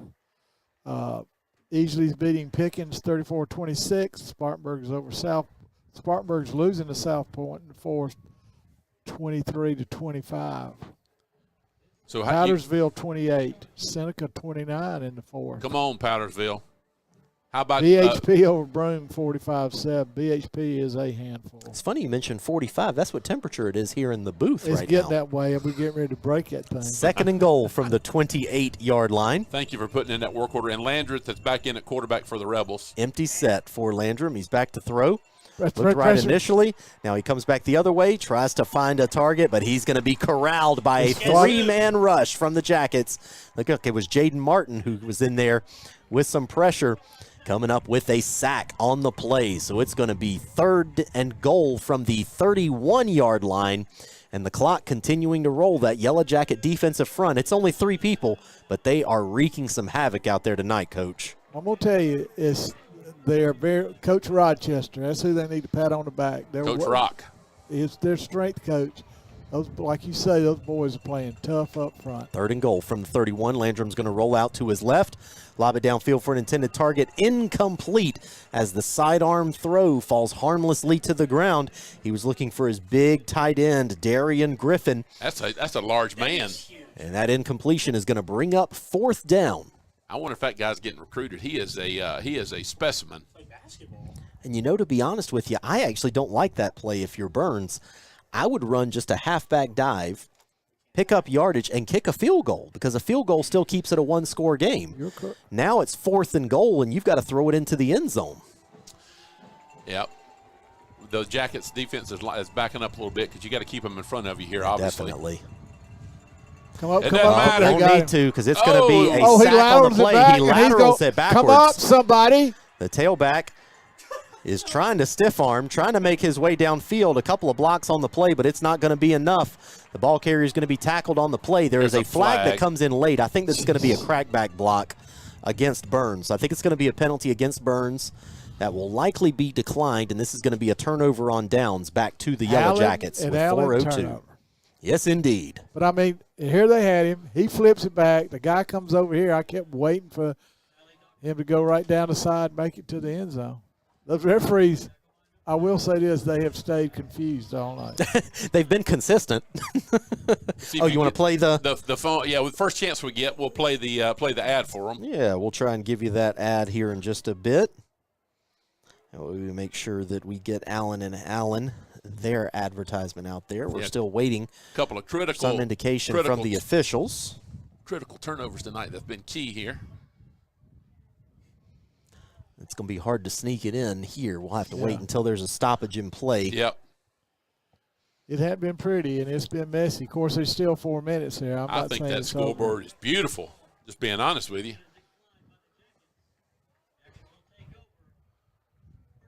So it'll be 1st and 10. It'll be Bozeman and Nance as your wingbacks. Looks like it's going to be Cole at the fullback spot. And Cunningham under center. Bozeman comes in motion. It's going to be the fly sweep trying to get to the perimeter. Bozeman cuts inside. Picks up good yardage there on 1st down. DJ Torrance just stop on the stop there for the Byrnes Rebels. Kirby killing some flies down here after a 6-yard gain on the play. It is going to be a hold against the Yellow Jackets as it was Nance on the perimeter with the hold. Cam, do you happen to know how many yards we got in penalties? That's over 100. Yeah, that puts us over 100 now. 98. Yeah, 98 yards worth of penalties. That's really not acceptable. 13 penalties. The 13th penalty of the night. I imagine in a couple weeks when you chat with Coach Tome for the Coaches Show, he may bring up those penalties. I will. No, I mean, he will not be happy. Bozeman comes in motion, but it's going to be the second man through. It's going to be Nance who's going to get the carry here. And he fumbles the football. He was carrying it loosely, and Byrnes is going to get the football after the turnover. And it was a couple times tonight I saw Nance just carrying that ball loosely, and it finally got ripped out of there. The play didn't work good because when he countered out, when he crossed to give it, it was like he was on the wrong side or something. So that's going to be a turnover back to the Rebels, and this one's not over yet with 3:43 to go. The Yellow Jackets still with an 11-point lead, but just turned it over back to the Rebels. That was Emerson James, the freshman defensive back on the recovery for the Rebels. So Landrum is back to throw, lobs it for his intended target, which is his halfback, swinging out of the backfield. He is tackled inbounds after a minimal gain on the play, maybe a yard on the play. But fortunately for the Yellow Jackets, the clock continuing to roll with 3:25 to go here in this contest. Spread look now for the Rebels. Landrum's going to be operating out of the shotgun. Back to throw. Some immediate pressure that gets there, but nobody accounting for the quarterback. And the quarterback is sliding short of the line to gain. They're going to mark him down at the 22-yard line. The clock again continuing to roll inside of 3 minutes to go. Landrum looks to the sideline for a play call. Hanna leading by 11 with 2:55 to go here in this contest. This time's going to be a handoff to the tailback. Boy, he gets through some arm tackles, picks up a first down inside the 20, inside the 15, all the way down to the 13-yard line, where it'll be 1st and 10 for the Rebels. Again, 19-8 our score. Yellow Jackets with the lead, but Byrnes threatening once again. This time Landrum's going to roll out to his right, try and see if there are any available targets. Pump fakes initially and then decides to try to throw it away as he's getting to the sideline, but they're going to credit the sack on the play, which I think is the right call as he was trying to throw it going out of bounds. So it's going to be a loss of 2 yards on the play. You want to guess who that was? I think that was Oliver on that sack. That was Oliver again. Man, he is on all over the place.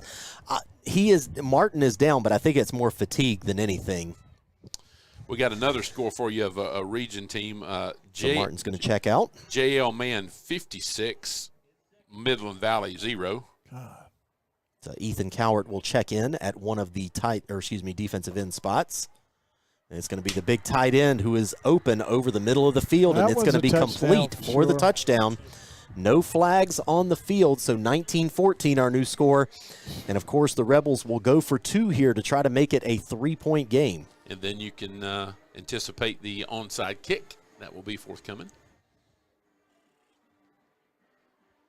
So 19-14 our new score with the 2-point try pending. This is a key play here is if you're able to hold them out of this, getting this 2-point conversion, and if by chance they do recover, they have to score the touchdown, not a field goal. So this is a big play right here. It is indeed. And I think both teams have 2 timeouts remaining if my eyes are not deceiving me on what that scoreboard says. Roll them out right. Yeah, roll them right and find that big, but keep an eye on that big tight end. Nope, they're going to straight drop for Landrum. They're going to try to go up the field, and it's going to be No good on that try. I think there was a flag down on the play. There is a flag in the end zone there, I think, unless that was a glove or something. That's yeah, they're something. talking about it, so we'll wait and see what the call is here. The Byrnes Rebels are pointing towards the Yellow Jackets.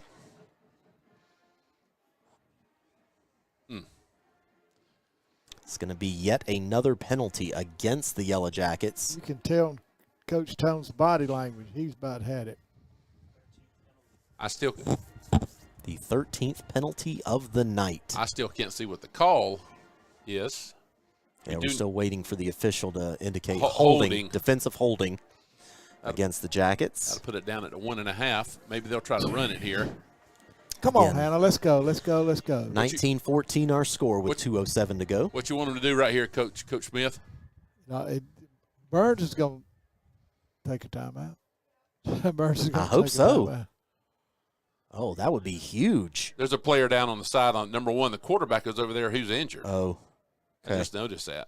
Well, it looks like it won't be a timeout called by Byrnes, but instead will be an injury timeout. He's over there laying down, face down on I hope he's all right. Yeah, I do too. I don't know if it's, he's the one that was. It's kind of scary looking when you see somebody go down like that. Now they got him rolled over. Kind of away from the play.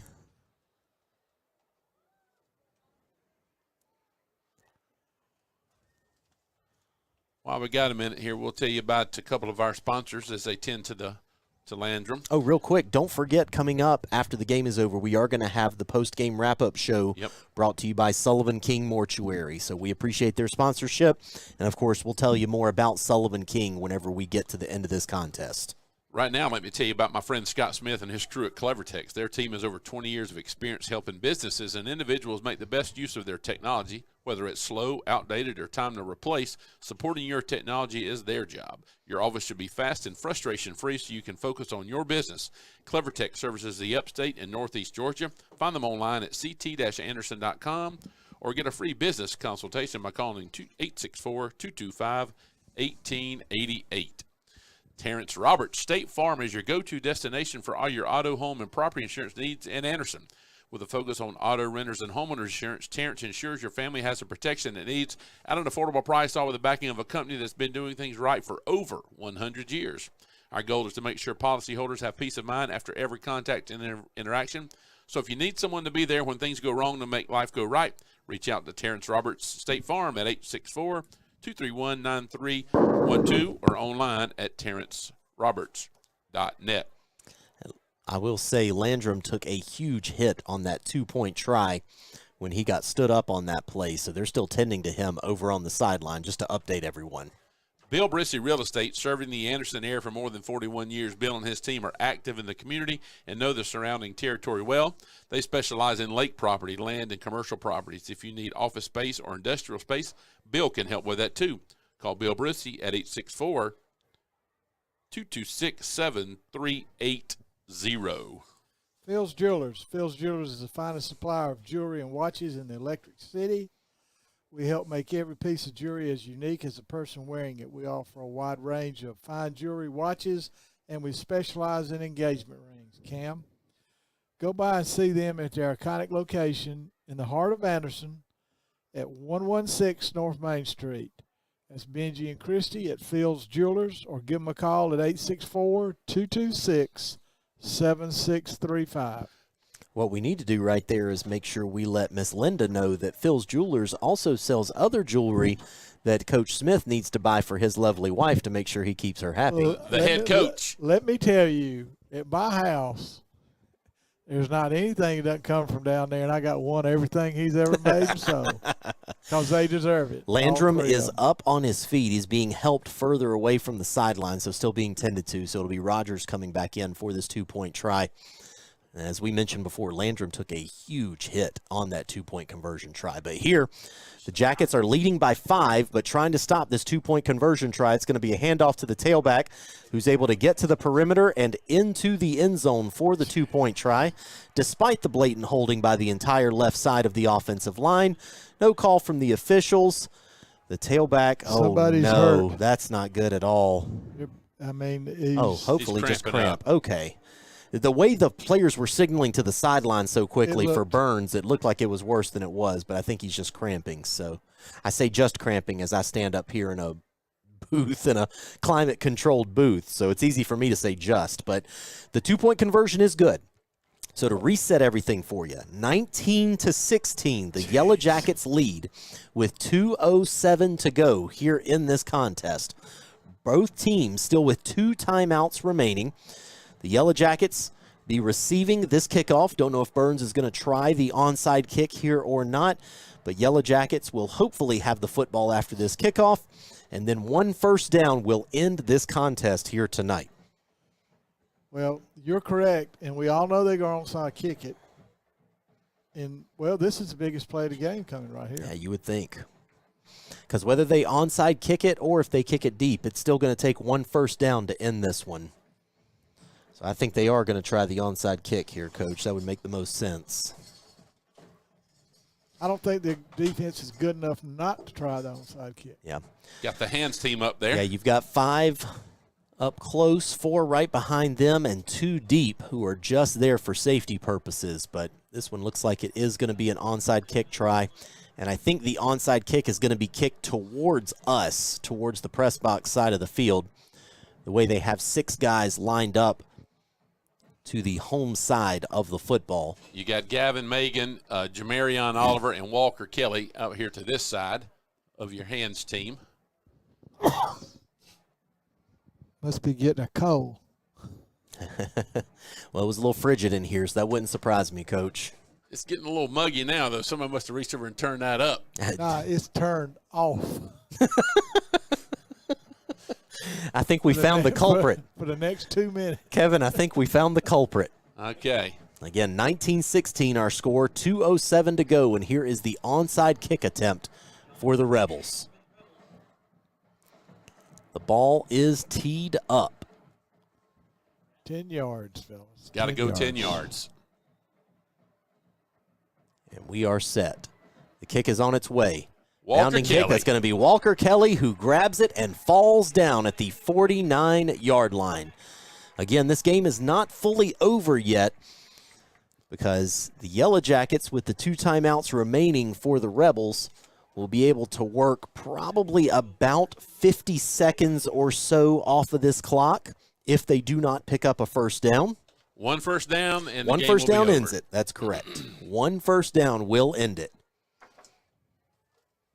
And I don't care how that first down is acquired. If Byrnes wants to commit another penalty, I'm A-OK with that.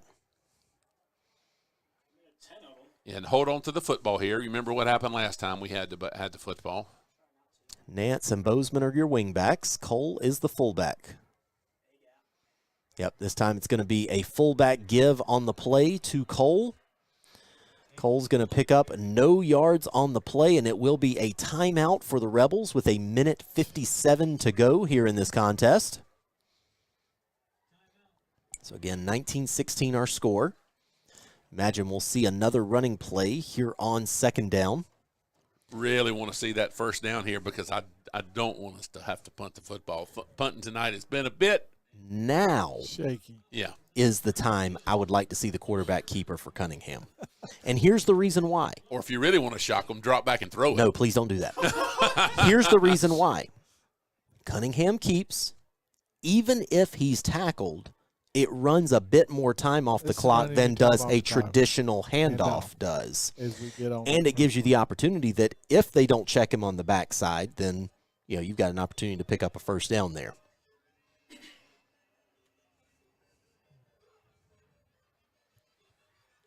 Because right now, it is about picking up a first down. Secondary goal, work as much time off the clock as you possibly can if you come up short of the first down marker. Well, we'll see it. We'll see if they're listening.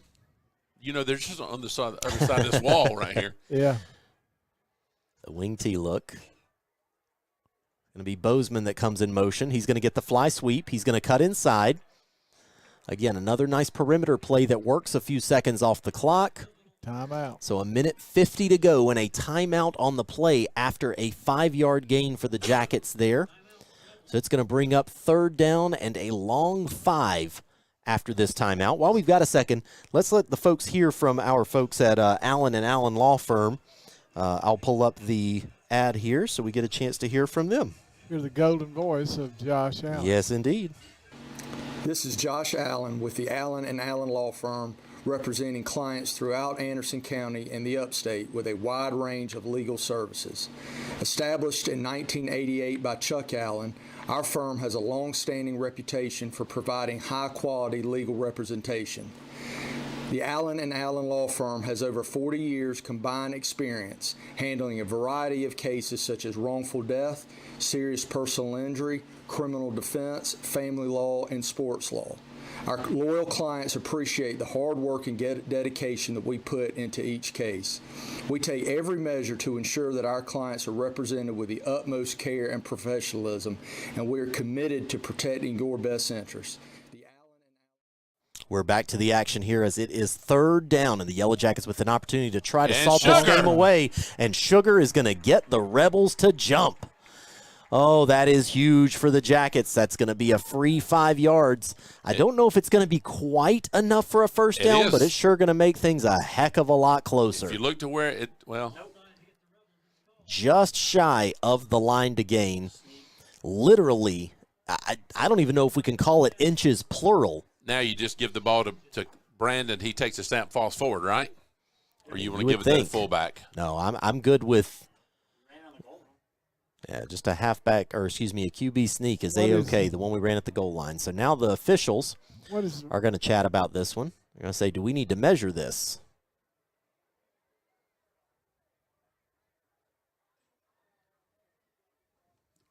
Maybe they are going to measure. I think they are. I mean, this shouldn't be terribly difficult because if the marker, the first down marker, is at the 41-yard line, based on where the ball was before, all you have to do is figure out, was it at the 36, yes or no? If the answer is no, then it's short. If the answer is yes, it's a first down. Well, the problem is it's hard to tell because the clip is really the key here. It's if the clip, if it's right where it's going to be a little bit short. We'll see once they stretch it out. Yep, this is half a yard short. Yep, so it's going to be shy of the line to gain. Jackets will likely have 2 opportunities to try and pick it up if they don't here, but sure would be nice to just get it over with here on this down. 19-16 our score with 110 seconds to go in this contest. What are we going to do? Looks like they are in a sneak formation. It is. Oh, Cunningham slips on the play as he was trying to dive forward. Depends on the spot. I think they've signaled first down, but I am awaiting.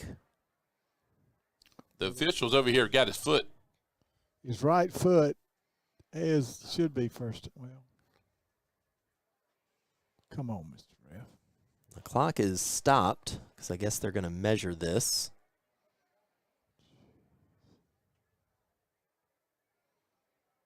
Well, that's going to be mighty close.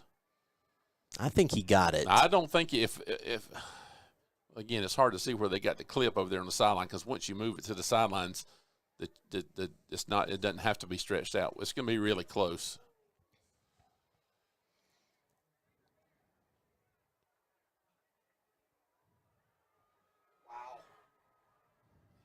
It is just shy. So it is about a chain link shy.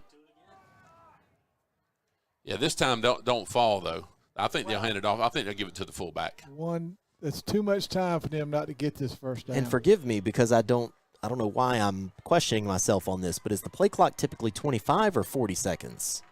Well, after the when they call a dead ball, when they call a timeout to stoppage and play it, it goes to 25. Because the clock should be running right now. It is. It is. Okay. And we should let it. No, please, Brandon, back away. Yeah, we should let it run down.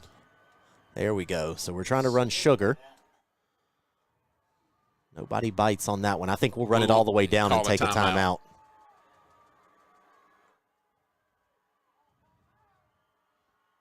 They will. They will take a timeout.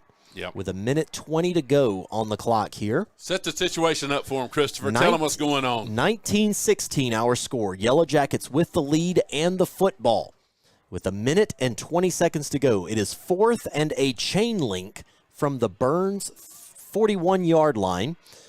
Literally just a couple of inches, and Hanna will be able to kneel on the football and call it a night here in what has been a defensive struggle between these two teams. So 80 seconds away from victory, but an all-important 4th and inches coming up here in just a few moments after this timeout.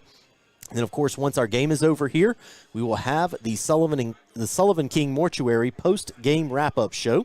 So make sure you stick around for that. We'll bring you statistics from tonight's action, recap our contest here, and also get you set for 2 weeks from tonight when the Westside Rams come over to face your Yellow Jackets here at Jim Frazier Field.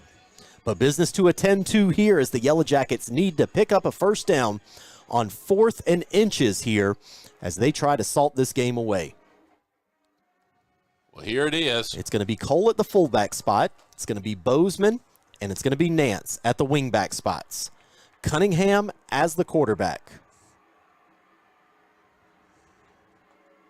They send a player in motion. It's going to be Nance. Nance is not going to pick up the first down. He is going to be stopped well shy of the first down. A wide play there was an interesting play call. So with 1:19, the ball will turn back over to Byrnes, and they'll have it 1st and 10 from their own 43-yard line, down by 3. He knows what's his best play. Sitting here, I'd like to have gone straight ahead for that quarter of an inch. Hindsight's 20/20, but you do remember the last chain link. The last play that he tried the quarterback sneak. Brandon slipped on. He slipped, but he picked up more than what would have been needed for a first down. But either way, it's incumbent on the defense now. Byrnes with the football.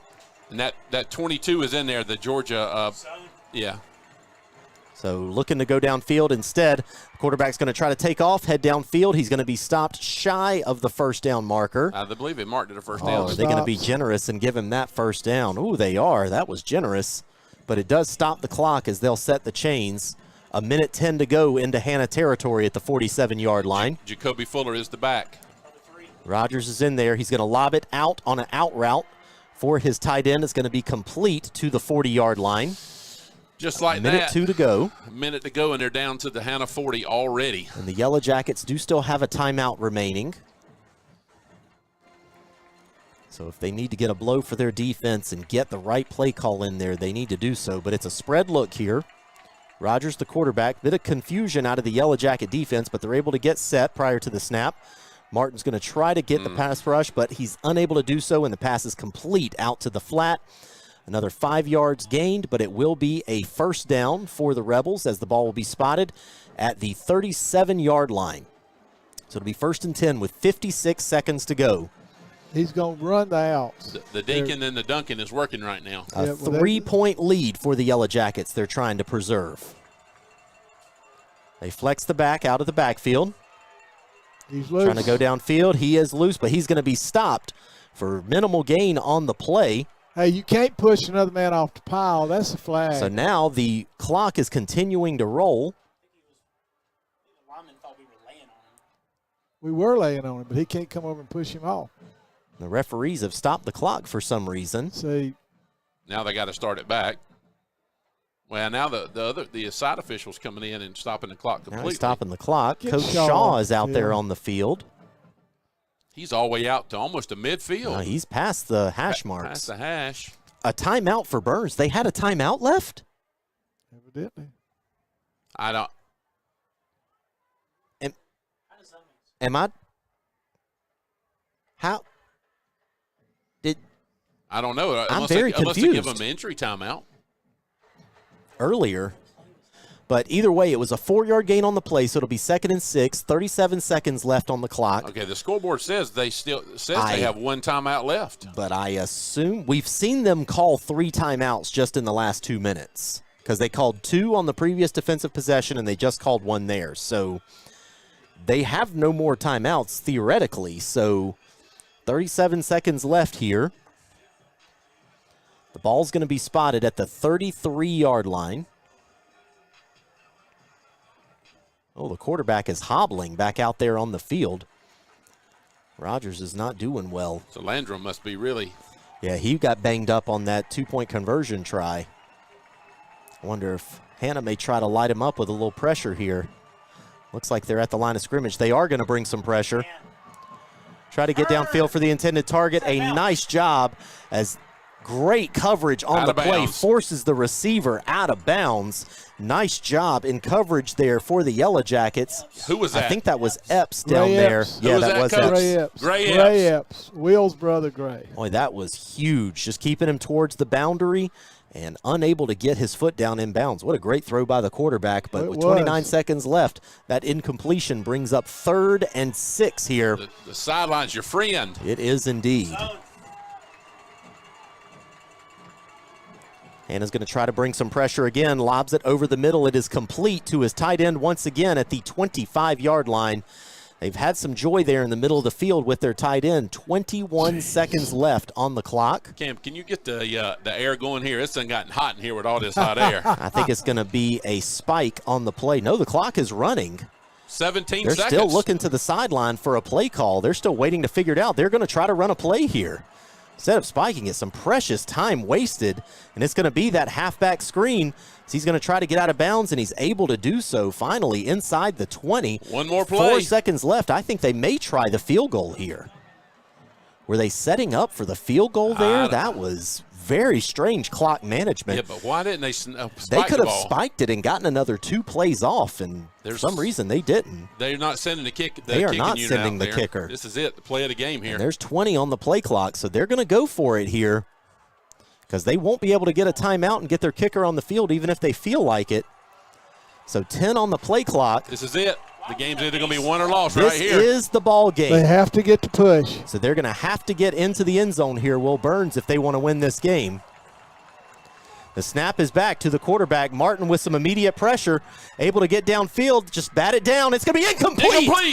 The Yellow Jackets escape with the victory here tonight, 19-16 over Byrnes. And when I say escape, that may be an understatement, but they come away with the victory, go to 1-0 on the season, make things a lot harder than they needed to, but it is a victory for the Jackets here tonight to open up the 2024 season. I tell you. And when that throw went in the end zone, there were bodies going everywhere, both ways. Absolutely. What a great game between these two teams. And so the Yellow Jackets come away with the 3-point victory here tonight, 19-16. That big tight end, 88. I thought he was going to have the football. It was. I thought somebody. Well, what happens? 2 different things. Yeah, absolutely. So that was. Man, that was an intriguing end to the game. All I know is that it says Hanna 19, Byrnes 16, and I see zeros on the board. So, Coach Smith. Get yourself off my Yellow Jacket. They're not strutting anymore, are they? No. Hanna goes to 1-0 on the season. But I don't think we should strut a lot. No. No, not a lot of strutting either way. It was a sloppy, penalty-filled, mistake-filled game, but the Yellow Jackets come away with the victory, and they're able to go to 1-0 on the season. And, boy, what a hard-fought victory it was tonight. I'll take a bad win any day over a loss. Yeah, absolutely. I don't think this was a bad win. Who are we looking for there, Mr. Christopher? Looking for the Sullivan King Mortuary All right. live read, if you don't mind. We love our sponsors of our post-game wrap-up show, which is Sullivan King Mortuary, located at 3205 North Highway 81 in Anderson. They've been serving Anderson and the surrounding areas since 1923. They offer burial, cremation, and pre-need arrangements. They can even do monuments and bronze markers at SKM Decorative Arts. They have an on-site crematory, and they have burial lots and mausoleum crypts available at Robert Cemetery. Give them a call at 225-5431. So, Christopher, this is the first game of the year, and so I want to just quickly read through these one more time, and I'll let Cam give stats, and then I'll let you tell them about Sullivan King one more time. But just want to thank all of our sponsors tonight. We couldn't do this without you guys, and we appreciate you. We got Guys Pizza on 81, McDougal Funeral Services, Noble Investments, Price Driving School, Allen and the Allen Law Firm, Embler Physical Therapy, MKT Auto Sales, Phil's Jewelers, Matt Harbin, who's down in the beach up in North Carolina listening tonight, Bill Brissy, Terrence Roberts, State Farm, Scott Smith and Clever Tech, and don't forget Park National and Fred Tolley. Absolutely. I got a little something on slip in here. We looked down and saw Mr. Mayfield, Walter, walking up down the sidelines. Walter retires today and will be gone for 3 weeks. He has to separate for 3 weeks, and he's going to be rehired. So he's retiring and coming back, so I think he's going out of the country for 3 weeks. Very nice. Very nice. So this is our Sullivan King Mortuary post-game wrap-up show.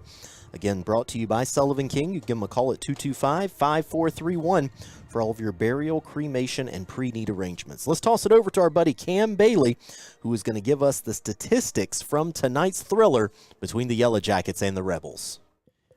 Thank you, Chris. Brandon Cunningham, the quarterback, 1 of 5 for 59 yards through the air and 1 touchdown.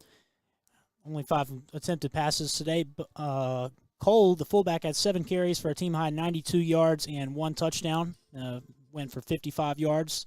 Brandon Cunningham, 6 carries, 13 yards, and a touchdown to put the Jackets ahead. Hatton, only 1 carry for 7 yards, but he also had 1 catch for 59 yards and a touchdown. Nance has 9 carries for 48 yards. Oliver had 4 carries for 20 yards. And Vance had 1 carry for 6 yards. Defensively, Harkness had 2.5 tackles. Gray Epps had 2 tackles, a pass deflection, and an interception. Walker Kelly, the sophomore, had 3.5 tackles, 2 for a loss, 1 sack. Jaden Martin, 3 tackles, 2.5 for a loss, and 1 sack as well. Gavin Majan and Noah Miller with 1 tackle apiece. Cam Strong with 1 tackle and 1 interception, and John Michael Tripp with a fumble recovery. Also, Vance had 5 tackles and 1 for a loss.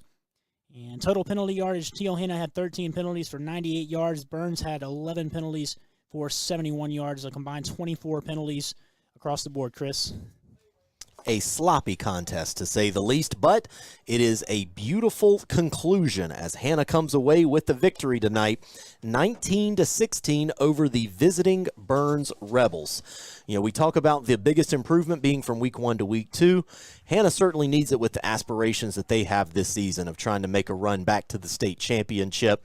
It's going to require a lot less sloppiness than what we saw out of the team tonight. You've got not only 13 penalties, you've got the turnover from just carrying the ball loosely, players slipping on quarterback sneaks. Like, it was just a sloppy performance out there that you're grateful to come away with the victory, but there's plenty to coach coming out of week 1. The poor kids will have 2 weeks to have to remember this one. You got mentally your biggest game of the year coming up in 2 weeks just because it's your crosstown rival. But they can't play. I know better. It's the first game. I've seen it. I've seen kids try hard, but the errors we made, of course, are correctable, but we shouldn't be making those. Not as many as we did, first game or not. But he emphasized on his show, we lost 32 seniors.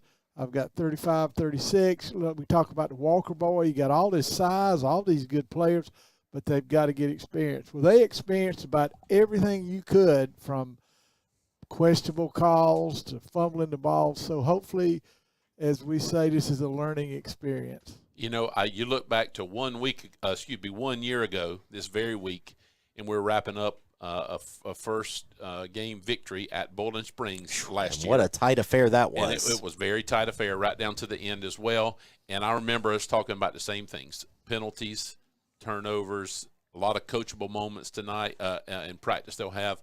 But the key thing is that we won the football game last year. We won the football game tonight. And like you said, a lot of opportunities for coaching. And that team last year was literally 1 play away from beating the eventual state champions. Yes. So, I mean, it's not far off for the Yellow Jackets, but they definitely going to have to clean things up. But like you talked about, Coach Smith, what you said earlier, if you got a lot to clean up, it's a lot better to do after a win than it is after a loss. And they did come away with the victory. 100%. And you got to also remember, too, we were doing this. We were playing our tonight with 5 new linemen 5 new starting offensive linemen, and without our superstar running back. You know, no excuses, next man up. Sure. Everybody has injuries. Everybody has sicknesses.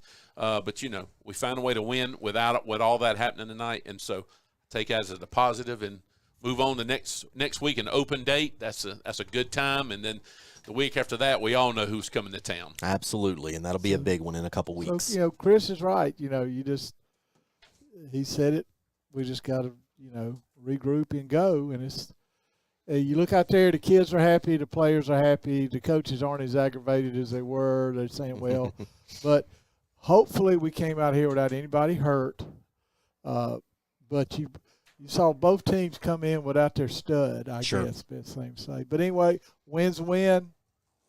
Come on, Absolutely. Westside, come to our house. And they'll be here in just a couple of weeks. So that's been the Sullivan King Mortuary post-game wrap-up show. Don't forget, for all of your burial, cremation, and pre-need arrangements, you can go by and visit Sullivan King Mortuary, 3205 North Highway 81, where they've been faithfully serving Anderson and the surrounding area since 1923. You can also call them at 225-5431. They even offer monuments and bronze markers at SKM Decorative Arts. We thank them so much for their sponsorship of TL Hanna football, a faithful sponsor for as long as I've been here, which this is now year number 11, and I believe they have been sponsors well before that as well. So we've enjoyed getting to have them as sponsors with us, and we look forward to having you back with us. In 2 weeks from tonight, we'll be back on the air at 7 o'clock, ready to bring you our pregame show, including the coaches show, where Dickie Smith will get an opportunity to chat with Coach Tome. I'm sure he will have plenty to say after this contest here tonight, and of course, leading into what will be the Electric City Showdown between the Yellow Jackets and the West Side Rams 2 weeks from tonight. But signing off from here at Yellow Jacket Memorial Stadium, I've been Christopher White alongside Kevin Selman, alongside Dickie Smith and Cam Bailey. We thank you for listening to TL Hanna Football